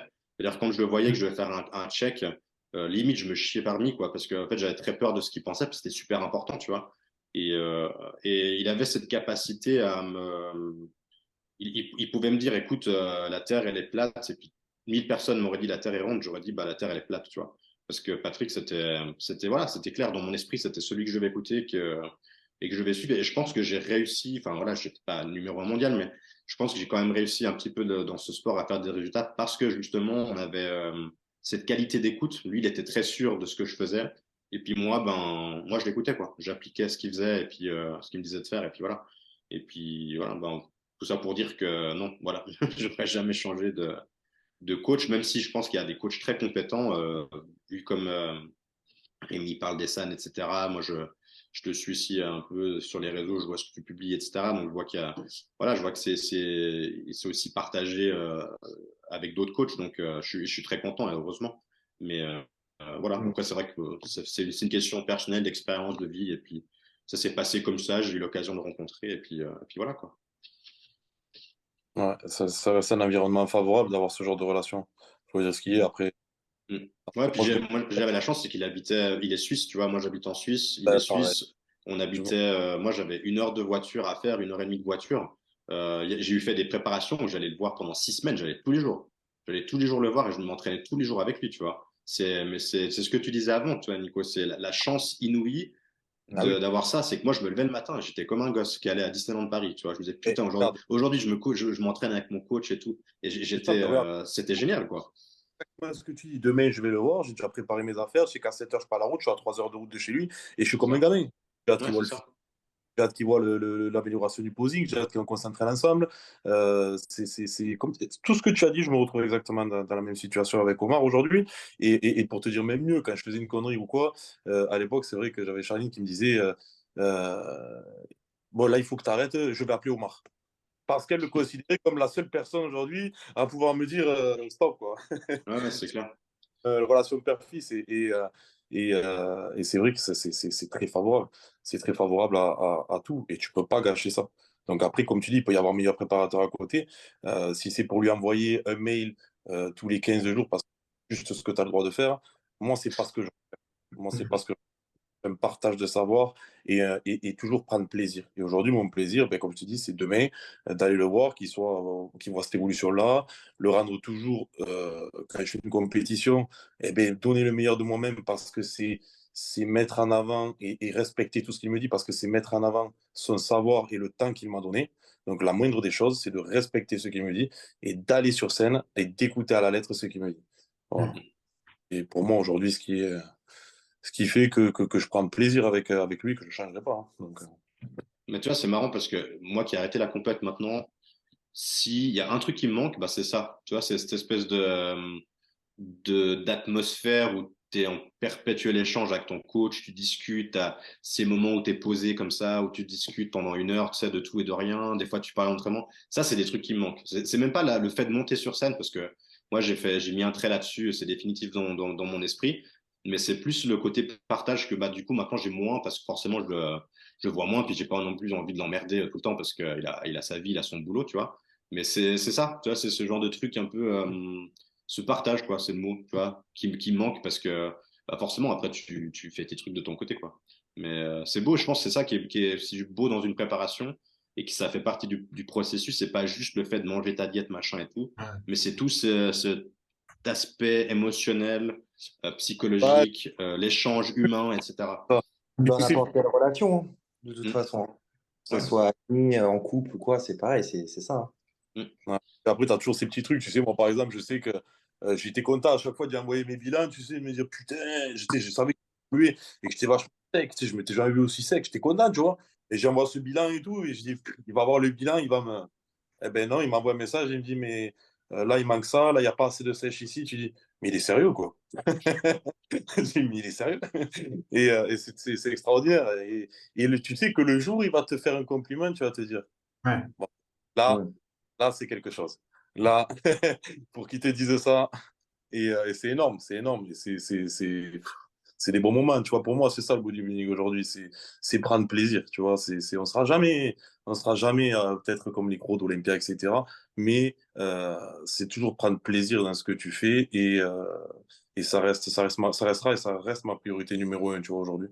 Parce que c'est comme ça. C'est pas spécialement être connu, c'est pas spécialement être le meilleur des pros, des amateurs, etc. C'est faire réaliser mon objectif et surtout toujours le faire en prenant plaisir. Le jour où je prendrai plus plaisir, voilà, c'est stop, quoi. Après, j'essaie de m'enrichir un petit peu de vidéos autres. Moi, tu sais, mes ischios, Nico, tu le sais pas, mais j'ai regardé tes vidéos. Tes ischios, ça a été toujours quelque chose pour moi d'extraordinaire. C'est une partie que je voulais développer et je regardais toujours comment tu les entraînais, tu vois. Donc c'est le destin a fait qu'aujourd'hui, ben, on est en podcast, mais c'est vrai que Mm. mes ischios aujourd'hui, je regardais beaucoup ce que tu faisais, tu vois. Avec les t-shirts MHP, tes enchaînements étaient et tout ce qui suit derrière, c'est vrai que c'était quelque chose qui m'a chez toi m'a beaucoup voilà, j'admirais vraiment cette partie-là et tu vois toujours j'essayais de savoir comment, pourquoi, qu'est-ce que tu faisais, même si on ne sait pas tout, mais au niveau de l'entraînement, tu vois. Mm. Donc les gens aujourd'hui d'avoir la chance et comme je dis aux gens d'avoir la chance de partager des podcasts avec des personnes comme toi ou autres, mais voilà, c'est de Maintenant, tu moins. as accès à tout sur Internet, tu peux regarder comme Et tu peux quand même regarder tout. Donc c'est ça qui est bien. Tu veux regarder l'entraînement de je sais pas qui, tu peux le trouver. Mine de rien, on parlait des podcasts de Patrick Tuor, mais le peu qu'il y a de lui, moi je peux te dire, je me suis refait encore il y a pas très longtemps justement en allant voir Luc sur Lyon, sur la route. Bah, tu vois, je l'ai réécouté de nouveau. C'était un de ceux qu'il a fait avec Fouad Abiad. Ouais, c'est de la mine d'or gratuite. Donc ouais, on peut toujours s'inspirer et après ben, voir aussi, discuter avec bah, moi avec Luc. Je pense que Rémi, tu peux faire pareil avec Vincent. J'imagine quand vous voyez quelque chose, vous pouvez en discuter. Bah, oui, on parle très souvent sur WhatsApp. Je te dis, on est amis avant tout, donc ouais. oui, on se parle beaucoup, hein. Ouais, Après, tant que c'est pareil, hein, moi, Luc, il me dit des choses, des fois, ça me fait pas plaisir. Enfin, en tout cas, j'ai pas envie de les entendre. Bah, c'est nécessaire aussi, quoi. bah, c'est ça qui fait avancer, hein. Comme disait Nico, te brosser dans le sens du poil, ça, à part te gonfler ton ego, ça sert à rien. C'est clair. Si c'est pas le cas, si t'es beau, faut le dire, mais s'il y a quelque chose qui va pas, faut le dire aussi, tu vois. Ouais, Donc, c'est ça. Puis bon, bah voilà, c'est leur rôle aussi, c'est ça qui est bien, ils ont plus d'expérience que nous à un moment donné, bah faut les écouter, puis voilà, tu vois. Hier, j'ai été chez l'ostéo, je me suis fait remettre plusieurs endroits, ben je l'ai dit à Luc parce que par conscience, je savais très bien ce qu'il allait me dire, et ça m'a pas fait plaisir d'entendre ça derrière, de me dire, bah j'ai pas le droit de m'entraîner pendant quelques jours. Mais pour autant, ça fait partie de la communication, et puis ça fait partie du processus, et puis derrière, c'est pour être mieux, quoi, donc c'est pas grave. C'est un exemple comme un autre, hein, mais voilà, je pense que c'est nécessaire. C'est nécessaire d'avoir cette bonne communication à tout point, en fait, hein, parce que même je vois, hein, des clients, comme on disait, lambda un petit peu, bah, quand tu t'aperçois de certaines choses qu'ils ont oublié de te dire, peut-être par pudeur, peut-être par gêne, je sais pas, mais c'est hyper important, je sais pas, souvent c'est sur la libido, sur le système digestif, et tu leur dis, ouais, mais je suis pas là pour t'engueuler parce que t'es constipé, non, je suis là pour t'aider, tu vois, c'est comment dire, mais... hmm. Et sinon, il y aurait, enfin, un de vous trois, peu importe, ou même les trois, il n'y aurait pas eu une méthode ou en tout cas une approche que vous auriez aimé quand même tester, sans parler de la personne qui est en face, mais je sais pas, moi, avec Chris Aceto et ses Muffin Pump, par exemple, enfin, des approches comme ça qui vous auraient, en tout cas, attiré un minimum. Moi, la méthode à Chris Aceto, je le fais maintenant, quoi. Mais j'ai pas besoin de m'entraîner. Tu vois, je fais des muffins si j'ai envie. Donc, non, mais ouais, moi, bon, pour ma part, je sais pas, mais le truc, c'est que l'essence même de l'entraînement, c'est toujours un peu la même chose, tu vois, la source. Donc, en fait, qu'est-ce qui change? C'est quoi? C'est peut-être les tempos, peut-être même le ouais, nom, j'ai envie de dire. Des fois, c'est plus le Le nom qui nombre. fait la méthode que Ouais. la méthode en soi, tu vois, parce qu'il y a pas beaucoup de choses qui sont vraiment inventées, quoi. Mais puis je pense qu'on a tous fait du FST7, on a tous fait Et oui. genre de choses, je pense qu'on a tous fait au moins une fois, quoi. Maintenant, après le faire vraiment sur une préparation, ouais, ouais, même pas, mais je pense que de nouveau, je pense que la source, je crois qu'on avait l'air de s'entraîner un peu tous sur la même base, donc ça se rejoint, quoi, d'une manière ou d'une autre à la fin. Ça, bon, après, on a, comme tu dis, il y a peut-être, je sais pas, il y en a un qui va préférer plus ce genre de tempo que l'autre, et donc il va le mettre plus souvent que ça. Mais de toute façon, grosso modo, on a tous vite compris comment ça passait l'entraînement et que voilà, il n'y a pas 36 mécanismes. Et c'est comme parce que souvent, je récupère des clients qui sont un petit peu matrixés par l'approche de Jordan Peters, Train by GP, avec voilà, cette approche-là de l'entraînement.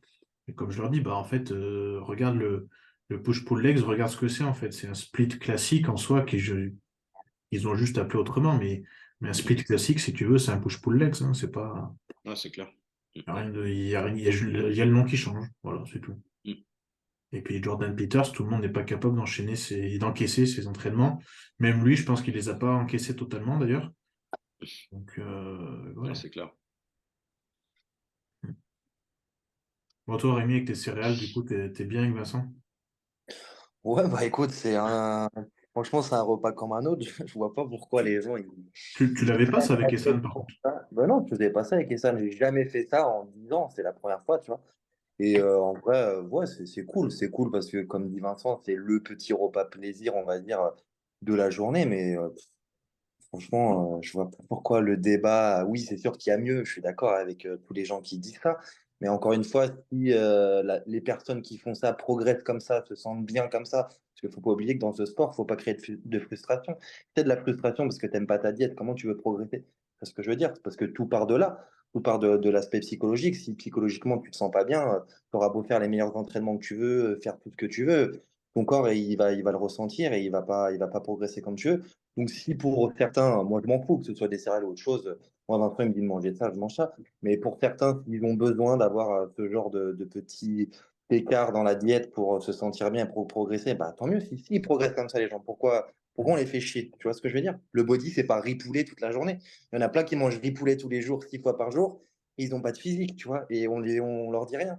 Donc, encore une fois, c'est propre à chacun. Il y en a qui mangent des burgers. Regarde Ronnie Coleman à l'époque. Sauce barbecue, tout ça, il mangeait au self à 2 semaines de la compétition et personne ne dit rien. Et aujourd'hui, tout le monde dit que Ronnie Coleman, c'est le boss. Et pourtant, il faisait ça. Tu vois ce que je veux dire? Encore une fois, c'est propre à chacun, je pense. C'est chacun évolue à son rythme comme il l'entend avec. Mais ouais, les céréales, c'est cool. Moi, j'aime bien. C'est marrant. Puis ça fait parler. Donc, moi, j'aime bien, tu vois. Ça me fait Bah, ce rire. qu'il y a, c'est que le sujet, il est vite. Parce que comme tu dis, on peut l'aborder sur plusieurs phases. Tu as l'adhérence à la diète qui, ça, est nécessaire. Et puis chez la plupart des gens, si tu penses pas à l'adhérence, c'est mort, tu les perds. Après, tu as le contexte. Moi, je pense personnellement que quand tu veux préparer Olympia, c'est pas forcément ce genre d'aliment qu'il faut mettre en place. C'est sûr. C'est ça. Donc là, on est sur une histoire de contexte. Et après aussi, ben, la personnalisation. T'as quelqu'un qui a eu des TCA avant, c'est peut-être risqué de lui mettre des céréales, tu vois, juste pour lui faire plaisir. Parce qu'après, derrière, tu sais pas comment il est capable de réagir. On va pas Et tourner autour du tout le protocole que tu mets en place derrière. Et c'est de base, de toute façon, dans le body, c'est en place. Alors bon, c'est FitViz qui l'avait remis au goût du jour. Mais pourquoi? C'est parce que le protocole derrière, entre guillemets, il en avait besoin, quoi. Donc, ouais. C'est ça le moi, truc. je mange des céréales et pourtant, je prends pas, j'ai pas d'insu, j'ai pas tout ça, hein. Aucun de ces trucs-là, hein. Non, Et ça tu les m'empêche pas. manges en post-training, non? Oui, voilà, c'est un repas en post-training sur une Voilà, diète voilà. à 1000 calories. Je veux dire, tout le reste de la journée, je mange, c'est des repas clean. Donc, ceux qui ah, Rémi mange des céréales, mais les gars, je vous montre les céréales parce que j'ai envie de vous montrer ce que j'ai envie de vous montrer, ce que j'ai envie de vous montrer. Et je vais pas m'amuser à vous publier toute la journée mes autres repas, c'est pas intéressant, tu vois. Les céréales, c'est marrant. C'est comme quand tu postes un burger, un cookie, les gens, ils kiffent, tu vois. C'est pour ça que mais ma diète, elle n'est pas constituée que de burgers et de cookies. Il faut être logique, tu vois. Il y en a, ils pensent que si. Mais Ah, oui, c'est Rémi ça. mange. Ah, mais non, mais c'est que Rémi, il veut vous montrer ce qu'il veut parce que ça vous fait kiffer. Quand je mets un burger en story, j'ai 5000 réactions de gens. Ah, oui, quand tu mets riz poulet, c'est pas intéressant. Donc c'est juste ça, tu vois. Et les gens comprennent pas. Donc, parce que je mets des cookies en story ou des burgers, je mange que ça. Mais non, les gars, venez à la maison, venez voir ce que je fais toute la journée. Faites tout ce que je fais, d'aller marcher 20 000 pas par jour tous les jours. Tout ça, faites les entraînements que je fais et après on en reparle, tu vois. Donc, C'est comme la BDR de Chris Bumstead, quoi. Tout le de monde va quoi? aborder. Comme la BDR de Chris Bumstead. Tout le Ouais. monde va à bord de la vodka maintenant qu'il a mis une bouteille de Ah ouais, vodka ouais, Ouais, putain, ouais. voilà, c'est ça. en publication, tu vois. Donc, non, ouais. Vu que Chris en boit, Ouais, ouais, mais bon. on te montre ce qu'on veut te Et après, montrer. je peux comprendre que certains soient pas d'accord, mais que ça fasse des débats, les céréales comme ça a pu faire là, il y a eu quelques mois. Franchement, c'est se prendre la tête pour rien. Chacun fait ce qu'il veut du moment que, encore une fois, la personne elle progresse. Voilà. Moi, ça m'empêche pas de progresser, ça m'a pas empêché d'être franchement propre à 106 kilos cette année. Je veux dire, voilà, c'est pas. Puis bon, post-training, quoi. Voilà, c'est absorbé. Ouais. Ça disparaît, quoi. C'est instantané. Ça fait rien, tu vois. Donc bon. Ouais, bon, parce que c'est bien calibré par Vincent aussi. Parce que là, Oui, tu voilà. m'aurais dit, j'ai mangé 3 paquets de céréales à chaque Non, mais post-training. voilà. Et c'est pareil, les céréales que je choisis, c'est des céréales, tu vois, les cornflakes, t'as même pas 1 gramme de fat pour 100 grammes. Je mange pas 100 grammes. Et les Coco Pops, c'est pareil. C'est des Coco Pops, oui, c'est sucré et tout. Mais je crois même pas 2 grammes de fat pour 100 grammes. Et je mange pas non plus 100 grammes. Donc, tu vois, dans la journée, ça fait rien. Tu vois, c'est. Donc voilà. Bon, moi, ça me fait rire, je te dis. Moi, les gens parlent, j'aime bien quand ça parle, donc je continue de titiller les gens, mais en soi, moi, ça change rien pour moi, hein. C'est ça. Puis bon, Bon, il y a eu de tout. que tu la mets pas à tous tes clients non plus, cette diète-là, Antoine. Donc, bon. Non, non, non, non, non, je la mets que. J'ai deux, trois clients à qui je leur ai mis des céréales. Mais voilà, c'est des clients que je connais, qui sont avancés, qui savent quand même bien s'entraîner. Je sais ce qu'ils font, je sais qu'ils sont sérieux. Voilà, je la mets pas à n'importe qui, oui, ça c'est clair. Mhm. Et toi, Nico, tu mets des céréales et des muffins, du coup, maintenant. Non, non, non, je déconne. Non, mais moi maintenant, j'ai pas de. Comment dire? C'est sûr, moi j'avais un peu cette réputation quand je faisais la compétition que j'étais un Ouais. malade mental et c'est vrai. Mais c'est vrai, hein, vraiment. Moi, je trichais pas, même en hors saison, hein. Moi, j'allais pas au restaurant, j'allais pas au McDo, je faisais pas de rien du tout. Mais c'était la mentalité Patrick, c'était comme ça. Et je pense que si j'ai fait. Moi, j'ai fait 6 ans de body, littéralement, j'étais rien en 2012 et en 2018, j'ai fait Olympia. Donc 6 ans quand même de progression, je trouve assez court pour passer à un niveau Olympia. Et je pense que ça en fait, enfin, disons que ça fait, c'est une des raisons pour lesquelles j'ai Ouais. réussi, c'est que c'est que j'étais discipliné, quoi. Et puis après, moi, j'avais pas du tout de, j'aimais ça, hein, donc c'était pas une contrainte, hein. Vraiment, moi, j'étais persuadé que c'était ce qu'il me fallait, je me sentais bien avec ça. Et j'aimais le fait de faire un truc un peu draconien que les gens n'arrivaient pas non plus. Ça, j'aime bien avoir cette pensée-là aussi, tu vois. Mais maintenant, bah, je fais plus de compète, j'ai perdu 30 kilos par rapport à ce que je faisais avant. bah oui, je me fais un peu plus plaisir, mais j'ai toujours quand même une éthique parce que de nouveau, ça fait partie de moi, quoi. Je veux dire, automatiquement, le matin, j'ai une balance, quoi. J'ai plus d'objectifs, mais j'ai une balance. J'aime savoir ce que j'ai dans mon assiette, j'aime calculer, j'aime avoir une idée de ce que je fais parce que bah, tu fais ça pendant 10 ans, donc forcément, tu restes conditionné Ah un ouais. peu là-dedans, quoi. Donc, c'est pareil pour l'entraînement, j'ai un peu plus relâché, mais j'ai aussi beaucoup de blessures maintenant. Mais globalement, oui, je me fais un peu plus plaisir et puis voilà, quoi. Je reviens par rapport à ce que tu as dit, là, Nico, sur la discipline. Mm. Je trouve il y a un truc qui est dommage. Je trouve ce qui est dommage, c'est que justement, les gens, en fait, ils pensent que dès que, en tant que bodybuilder ou même, on va dire, pratiquant de musculation, quand tu tiens pas forcément ta diète dans une période, on va dire, de hors saison, là, je parle pas de ce que tu as dit toi, mais les gens disent, ouais, c'est que t'es pas discipliné. Mais je trouve pas du tout. Encore une fois, quoi, on fait du body, mais c'est pas la vie, quoi. Tu vois, imagine, alors ceux qui, comme toi, arrivent à tenir la diète, même en hors saison, ne pas aller au resto et tout, bah, tant mieux si vous y arrivez. Mais après, il y en a trop qui disent que ceux qui ne le font pas, ah, c'est des bons à rien, ah, ils atteindront jamais leur objectif. Mais les gars, il faut pas oublier que c'est que du sport, que si tu ne vis pas, tu vis à quel moment? Si tu es 8-9 mois dans l'année en prépa et que tu as 2, 3, 4 mois dans l'année où tu es en prise de masse, où tu peux pas manger un peu ce que tu veux, tu le fais quand? Tu vois, tu as passé toute ta vie à manger du riz, du poulet. Et je suis persuadé que tu peux autant progresser et arriver à un niveau aussi élevé en mangeant, en te faisant plaisir, pas non plus 50 fois par semaine, mais un petit peu. Tu vois ce que je veux dire? Quand tu vois certains gros, ils se font plaisir, tu vois. Donc, mais après, c'est bien qu'il y ait des mecs comme toi qui arrivent à tenir la diète et qui, comme tu dis, c'est pas une contrainte, mais il faut aussi comprendre qu'il y en a qui ont besoin, en dehors Ouais, de ouais. ça, de se faire plaisir, parce que c'est la vie avant tout, quoi. Tu vois ce que je Mais veux moi, dire? bon, après, oui, oui, mais moi, moi, je faisais du bodybuilding. Je faisais de la compète. Oui, Je voulais être numéro 1 mondial. oui, Donc, mais, quand tu aspires à ça, d'un point de vue méthodologie, tu laisses pas de détails, tu laisses pas de hasard. Ton plaisir, il passe pas avant. Tu dois faire les choses par fonction. C'est comme ça que si tu veux être numéro 1, il n'y a pas de phase de faut mettre du plaisir ou comme ça. Tu dois bosser, bosser, bosser et bosser. C'est comme ça que ça fonctionne. Après, quand tu es dans la vie de tous les jours, ça, c'est un truc que j'appliquais pour moi, tu vois. Mais après tous les personnes que j'ai, il y a personne, mais absolument personne qui fait ce que je faisais, hein. Il y a des gens, genre, c'est des week-ends libres, il y a des gens avec qui ils ont de la flexibilité, il y en a, ils partent une semaine en vacances, machin, adaptation, blablabla. Mais c'est la mentalité que j'avais quand j'ai appliqué voilà, avec Patrick, on travaillait comme ça.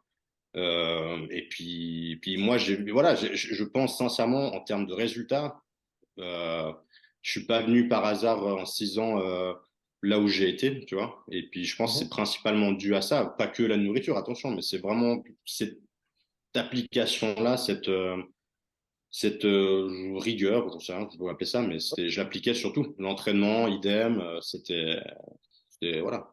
Ouais, encore une fois, je pense que c'est dans la tête, comme tu as dit, toi, t'aimais faire ça. T'aimais Ah oui, cette clairement, escalade. bien sûr. Et en fait, encore une fois, ça part de là. Si tu aimes ce que tu fais, donc il y a des gens, je pense qu'ils ont besoin. Moi, je sais que je suis comme ça, honnêtement, j'ai pas honte de le dire. Pas en prépa, mais en prise de masse.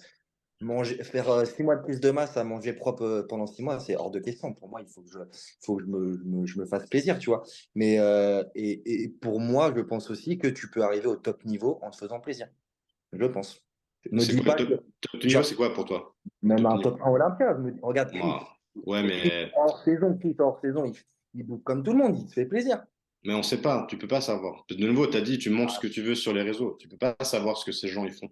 Moi, je C'est pense ça. même parce que tu prenais aussi l'exemple de Ronnie Coleman, c'est justement parce que ce genre de personnes, on voit ça, même si, là, je suis d'accord, je pense pas qu'ils nous montrent tout, déjà, ça c'est sûr. Puis, bah, de toute façon, ils ont un facteur génétique qui fait qu'ils peuvent se permettre, eux, ils peuvent se permettre, tu Oui, et Coleman, c'est clair que je crois que c'est pas, enfin, c'est un point de Parce que comparaison sans justement, être un point de comparaison, tu vois. Bah, c'est ça. Ouais. je disais que si tu n'as pas de frustration, en fait, c'est la frustration. Et si ces gens-là, qui déjà ont une super génétique, ont tout ce qu'il faut, ils ont besoin de ça pour ne pas être frustrés, et donc progresser, bah, ça peut que marcher, tu vois ce que je veux dire? Ouais, mais après, Après, combien de personnes ont la génétique comme ça, tu vois? C'est ça oui, aussi, je suis d'accord. tu Je suis vois? d'accord. Je suis d'accord. Là, pour moi, le meilleur exemple de ça, ça serait, comment il s'appelle? Ça serait Liprist, justement. Et lui, Hmm. il était capable de faire vraiment de l'extrême, extrême en hors saison. Ah, lui, c'était Pour autant, est-ce que hardcore. ça n'a pas aussi concouru un peu à sa perte, tu vois? Ouais, mais là, c'est pas. Là, ouais, mais on parle, oui, tu vas dans l'excès. On parle d'un mec qui était gros. C'était un gros porc en hors saison. On parle pas non plus de Ouais, ça, tu mais vois. et le pire, c'est qu'il le faisait, à mon avis, hein, il le faisait consciemment pour prendre de la masse, pour être compétitif. Tu vois, c'est ça le pire. Ouais, mais Là, je te parle d'un gars qui, en hors saison, fait 2 écarts par semaine, hein. Je dis juste ça, hein. Je parle pas de faire 8 feet par semaine. Ouais. Je parle juste de 1 ou 2 écarts par semaine, le temps d'un hors saison. Je parle juste de ça, hein. Voilà, c'est tout. Après, voilà. Oui, bah, déjà, si tu es sur un ou deux écarts, suivant le type Oui, d'écart aussi, ça je dépend de la l'ai dit, personne. hein. Je dis pas d'être 6 mois de hors saison à bouffer n'importe quoi, non. D'avoir comme juste de se faire plaisir de temps en temps, quoi, tout simplement, quoi. Tu sais, je veux dire, l'écart, si c'est aller dans un restaurant de viande, manger une viande avec une pomme de terre au four, c'est pas un écart en soi, hein. Oui, ouais, oui, non, oui. c'est ça. Je pense qu'il faut. En C'est fait, ça aussi. C'est pas... quand je dis un écart, c'est un repas qui sort de la diète, quoi. Donc, comme Ouais. tu dis, là, c'est un repas qui sort de la diète. Qui, Mais qui est c'est pas, ça. qui est pas contrôlé, entre guillemets. Ouais. Oui, voilà, c'est ça que je parle. Je dis ça. Bien sûr que je parle pas d'un mec comme Liprist qui devient gros porc. Non, mais là, on est d'accord que non, ça c'est clair. Mais oui, je dis ça, quoi. Je dis que pour moi, se faire plaisir quand même, ça apporte un bien-être niveau psychologique qui fait que c'est pas négligeable pour une progression, pour se sentir bien, pour être dans une bonne atmosphère, dans un bon mood. Je pense que c'est nécessaire pour ceux qui en ont besoin. Pour ceux qui n'en ont pas besoin, Voilà, c'est ça pour ceux qui en ont besoin. Parce que tu vois, moi, depuis que j'ai 21 ans, c'est l'inverse de toi. J'ai 29, bientôt 30. C'est l'inverse. Moi, tu vois, maintenant, même en hors saison, tu me dis, enfin, ou en mode prépa, enfin, bulk, ou peu importe comment on peut appeler ça, tu me dis, bah vas-y, on va faire un resto, ça me fait plus chier qu'autre chose. Parce que moi, Mm. ma diète, je suis capable de la tenir depuis cet âge-là. J'ai pas de ouais. frustration parce que j'aime ce que je mange. Et justement, aller faire un truc que je peux pas contrôler, et parce que bah, moi, j'aime contrôler les choses, bah, ça me casse les couilles. Non, mais Ok. c'est clair. Mais moi, c'est Ah, l'inverse aussi, tu vois. C'est-à-dire que moi, j'étais super strict pendant 10 ans, puis maintenant, je me dis, bah voilà, Ouais. j'ai un fil conducteur et puis je me fais plus plaisir. Alors, je suis pas non plus, je pense que je suis beaucoup moins strict que même n'importe quel athlète maintenant, parce que moi, je mange plus dans le sens où moi, je mange des fois 3 repas par jour, des fois, j'en mange 2, des fois, j'en mange oui, 6, t'as pu parce les que objectifs que t'avais ouais, avant, donc c'est voilà, normal. c'est ça. Moi, je m'entraîne plus pour être prendre du muscle ou Mais quoi que ce oui. soit. J'y vais vraiment pour le bien-être et puis me vider la tête et puis voilà. Puis la nourriture, c'est pareil. Moi, mon travail, c'est ma priorité. Donc, si je dois enchaîner avec des clients à la salle, Ouais. bah, j'enchaîne mes clients à la salle. Je vais pas manger quoi. Alors qu'avant, j'aurais tendance à voilà changer les priorités, mais c'est plus le cas quoi.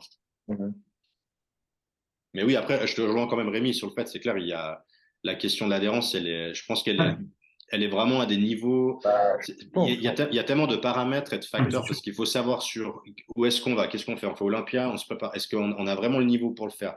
Peut-être c'est tous des petits trucs où après, il faut que tu mettes ça sur l'équation, Mhm. puis c'est là que tu prends une décision, ça c'est clair. Non, mais Mais là, oui, pour chaque personne, n'importe quelle cliente que tu as, qui soit compétiteur, pas compétiteur, si tu lui fais un plan d'entraînement ou de diète qui est pas, où il adhère pas, de toute façon, c'est voué à l'échec. Bah, non, non, c'est du c'est cas clair. par cas, bien sûr. Mm. Après, Donc voilà, faut. les trucs stricts, de toute manière, c'est vraiment strict, draconien. D'expérience, après, je sais pas pour vous, mais 9 fois sur 10 ça marche pas, quoi. Non, bah, sur Euh, la durée, ça marche pas. non, c'est Non, c'est clair. non, c'est clair. Ouais. Bon, je pense on peut clôturer là-dessus, hein. C'est un bon petit débat pour finir, en tout cas, hein. C'était pas mal. Yes. Puis voilà, là, je rebondis sur ce que tu disais, Rémi, parce que bah, forcément, ça va faire réagir ce genre de débat un petit peu. Mais, euh, mais justement, la preuve, on est capable d'en discuter sainement, j'ai envie de dire. Et c'est ça que par rapport au débat qu'il y a eu sur les céréales, j'ai vu de ces choses, j'ai reçu de ces messages. Les gens, faut se calmer quand même. Tu vois, il n'y a pas de mort d'homme, il n'y a rien, quoi. Donc, Ah, mais moi, j'ai reçu des trucs, ceux qui mangent des céréales, c'est des grosses merdes, c'est la honte. Mais les gars, mais arrêtez, arrêtez. C'est marrant parce que ces gars-là, en plus, il y en a que je connais, quoi que je connais personnellement, que je connais, qui habitent plus ou moins à côté. Quand tu les croises à la salle, ça te regarde pas et ça vient pas te dire en face, bah alors tu manges des céréales, t'es une grosse merde. Puis, quoi, je veux dire, ouais, c'est des gens, c'est dans les un cas réseaux. comme dans l'autre, je pense que la personne qui a envie de critiquer ça, déjà, il faut argumenter, argumenter le pourquoi. Et Pour moi, puis, c'est des gens qui sont frustrés, je sais pas, parce que je vois pas en quoi, qu'est-ce que ça peut te foutre si tu es bien dans ce que tu fais. Encore une fois, hmm, quand tu critiques quelque chose, c'est quand tu es bien dans ce que tu fais, tu n'as pas besoin de les critiquer. Ça, pour moi, c'est des gens qui sont pas bien, qui aimeraient manger des céréales sûrement et qui peut-être. font genre, ils font contre, mais c'est pas quoi. Je veux dire, je vois Non, pas mais pourquoi tu vas tu critiquer. sais que en vrai, honnêtement, qu'on soit d'accord ou pour les céréales avec Rémi ou je sais pas quoi, moi personnellement, franchement, j'en ai rien à branler, hein. Mais non, mais voilà, je dis direct, tu vois.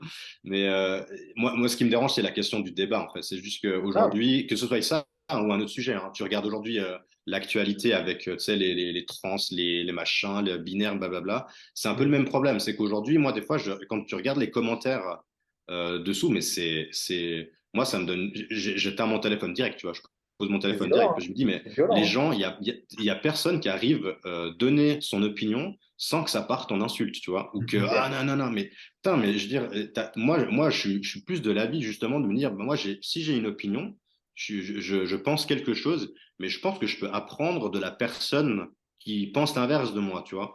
Et justement, c'est au contraire pour moi une bonne raison de l'écouter, même si je suis pas d'accord, parce que justement, je vais peut-être même changer d'avis, ou peut-être que ça va renforcer mon opinion, ou peut-être que je vais du coup être plus mitigé, mais je vais m'en ressortir quelque chose. Mais aujourd'hui, tu n'arrives pas à faire ça. Et moi, c'est pour ça qu'aujourd'hui, moi, je vais quasiment sur. Je commande jamais les trucs, même si des fois, ça m'arrive de voir des posts où je lis le truc, puis je suis pas d'accord avec. Mais je vais pas Mm. mettre un truc dessous parce que je sais que ça va partir en sucette. Ouais. Parce que le gars, il va screenshotter, après il va mettre dans sa story, puis il va dire ouais, machin, nanana. Puis ça part dans Ouais. des trucs comme ça. Et franchement, moi, les gars, moi, j'ai passé 30 ans, j'ai d'autres choses à foutre, quoi. Franchement, moi, je préfère faire mes coachings et puis je vais à la salle et basta, tu vois. C'est pour ça. Et je trouve dommage parce qu'on pourrait justement faire des trucs super intéressants où Mm. on donne notre avis, tu vois. Et puis, ça n'empêche pas non plus d'être amis ou de s'entendre dans la vie à côté, Non. quoi, tu vois. Mais Tu vois, voilà. la preuve, hein, moi, enfin, c'est pour ça aussi que je t'ai invité Rémi, tu vois, je veux dire, la preuve qu'on peut débattre pendant 2 heures de tout et de rien, enfin, ça empêche rien, quoi. C'est pas parce que pour le coup, on pratique pas la même chose à ce niveau-là, et je dis pas bien que à ce niveau-là, que ça empêche de construire quelque chose, et puis voilà, enfin, Et je vais te dire même mieux, dans le bodybuilding, la critique, elle n'a pas lieu d'être, surtout dans notre sport. La preuve, aujourd'hui, tu peux arriver d'un point A à un point B avec différentes méthodologies. Bah Lui, il oui. mange des céréales, moi, je vais manger des sushis, j'en sais rien, je vais dire des conneries. Et c'est pas pour autant que j'arriverai pas à mon objectif. Donc, la critique, en fait, elle n'a pas lieu d'être dans notre sport. Je pense qu'il Moi, faut juste. L'échange fait partie, pour moi, intégrante de ce sport. Malheureusement, on est tous réfractaires. Enfin, 80% sont réfractaires à l'échange et c'est pour ça qu'il y a autant de gens arrogants et de gens champions du monde qui n'ont jamais rien fait. Et je pense qu'on devrait être plus ouvert. Parce que pour moi, aujourd'hui, je ne peux pas me permettre et je critiquerai jamais une préparation parce que je sais très bien que j'ai fait différentes méthodes et avec différentes méthodes, je suis arrivé à un physique abouti. Donc, euh, donc Mais ça, voilà. c'est intéressant ce que tu dis, parce que moi, je fonctionne de la même manière. C'est que des fois, bah, quand tu as une nouvelle personne que tu suis, bah, forcément, tu demandes les plans, tu demandes ce que la personne faisait avant. Moi, ça m'est arrivé que la personne travaille avec des gens qu'on connaît dans le milieu, tu vois. Mais à aucun moment, j'émets une opinion, je dis quoi que ce soit. Des fois, c'est même la personne qui vient vers moi qui me dit, ouais, mais lui ou elle me faisait faire ça. Puis je dis, écoute, faut pas critiquer. Je veux dire, toi, tu as fait ça. La personne, elle avait une manière de faire, elle a été éduquée d'une certaine manière. Ça peut marcher, ça peut ne pas marcher. On peut être pour, on peut être contre. Mais je pense qu'il faut rester à sa place, tu vois. Je veux dire, parce que moi, je sais très bien que j'ai travaillé avec des gens qui ont peut-être été vers d'autres personnes et puis chez qui ça a fait la même chose. Et puis, on connaît jamais les contextes, tu vois. On connaît jamais les contextes. Il y a plein de choses qui nous manquent. Et c'est puis, ça. de nouveau, je pense que, voilà, moi, j'ai eu une méthode de travail. J'ai travaillé avec Patrick tout le long. Mais si ça se trouve, Vincent qui bosse avec Rémi, il fait du très bon boulot. Moi, j'en sais rien. Je connais pas du tout ce qu'il fait. Essan, toi, Nico, t'es préparateur, ou ton préparateur à toi, Alex. Je pense qu'il faut, voilà, il faut rester mesuré, il faut écouter Hum. et puis discuter, quoi. Juste rester dans l'échange, quoi. C'est juste ça. Ah. Pas commencer à partir en sucette, en frisbee, quoi, je sais pas. Moi, la première chose que je fais quand j'arrive au New York, parce qu'il y a quand même, au New York, là où il y a Luc, il y a quand même souvent du monde du body, on va dire. La première chose que je fais, c'est j'écoute, tu vois. Mm. Et après, je suis d'accord ou je suis pas d'accord avec certaines choses, et puis voilà. De toute façon, on sera jamais tous d'accord. Et On a tous des heureusement, heureusement. différents. Heureusement, hein, heureusement. Et, Mm. et ouais. Donc ouais. Ouais, c'est les réseaux, c'est marrant. Ouais, ça fait partie du jeu. Voilà, faut le voir comme ça. Ouais, ouais, ouais. Donc, je pense que de toute façon, à partir du moment où toi, tu es conscient de ce que tu fais et de la personne que tu es pas en train de t'inventer, ça, exactement. dessus. Ouais, Après, ouais, voilà. c'est ça. Bon, les gars, merci beaucoup en tout cas. Allez, merci, ouais. Yes, Euh, merci pour l'invitation. et ben, avec plaisir. Et puis, de toute façon, on se retrouvera, j'espère bien, dans l'année tous autant que vous êtes, hein, pour d'autres sujets, pour commenter des compètes, pour commenter l'Arnold, pour commenter plein de choses. Je pense que voilà, bah, justement, ça rejoint bien la discussion qu'on vient d'avoir. Tout le monde a apporté sa pierre à l'édifice, j'ai envie de dire. Et puis, ben, si moi, je peux donner un peu la parole à tout le monde, tant mieux, quoi. Oh, bah, merci à toi de créer l'occasion, on va dire l'opportunité de le faire aussi, c'est toujours cool. Puis en plus, on apprend, je pense, voilà, des uns des autres. Exactement. Les gars, bonne soirée, merci à vous. Et Ciao, puis, salut. à très Bonne vite. soirée. Yes, Merci, salut ciao. tout le monde. Ciao. Ciao.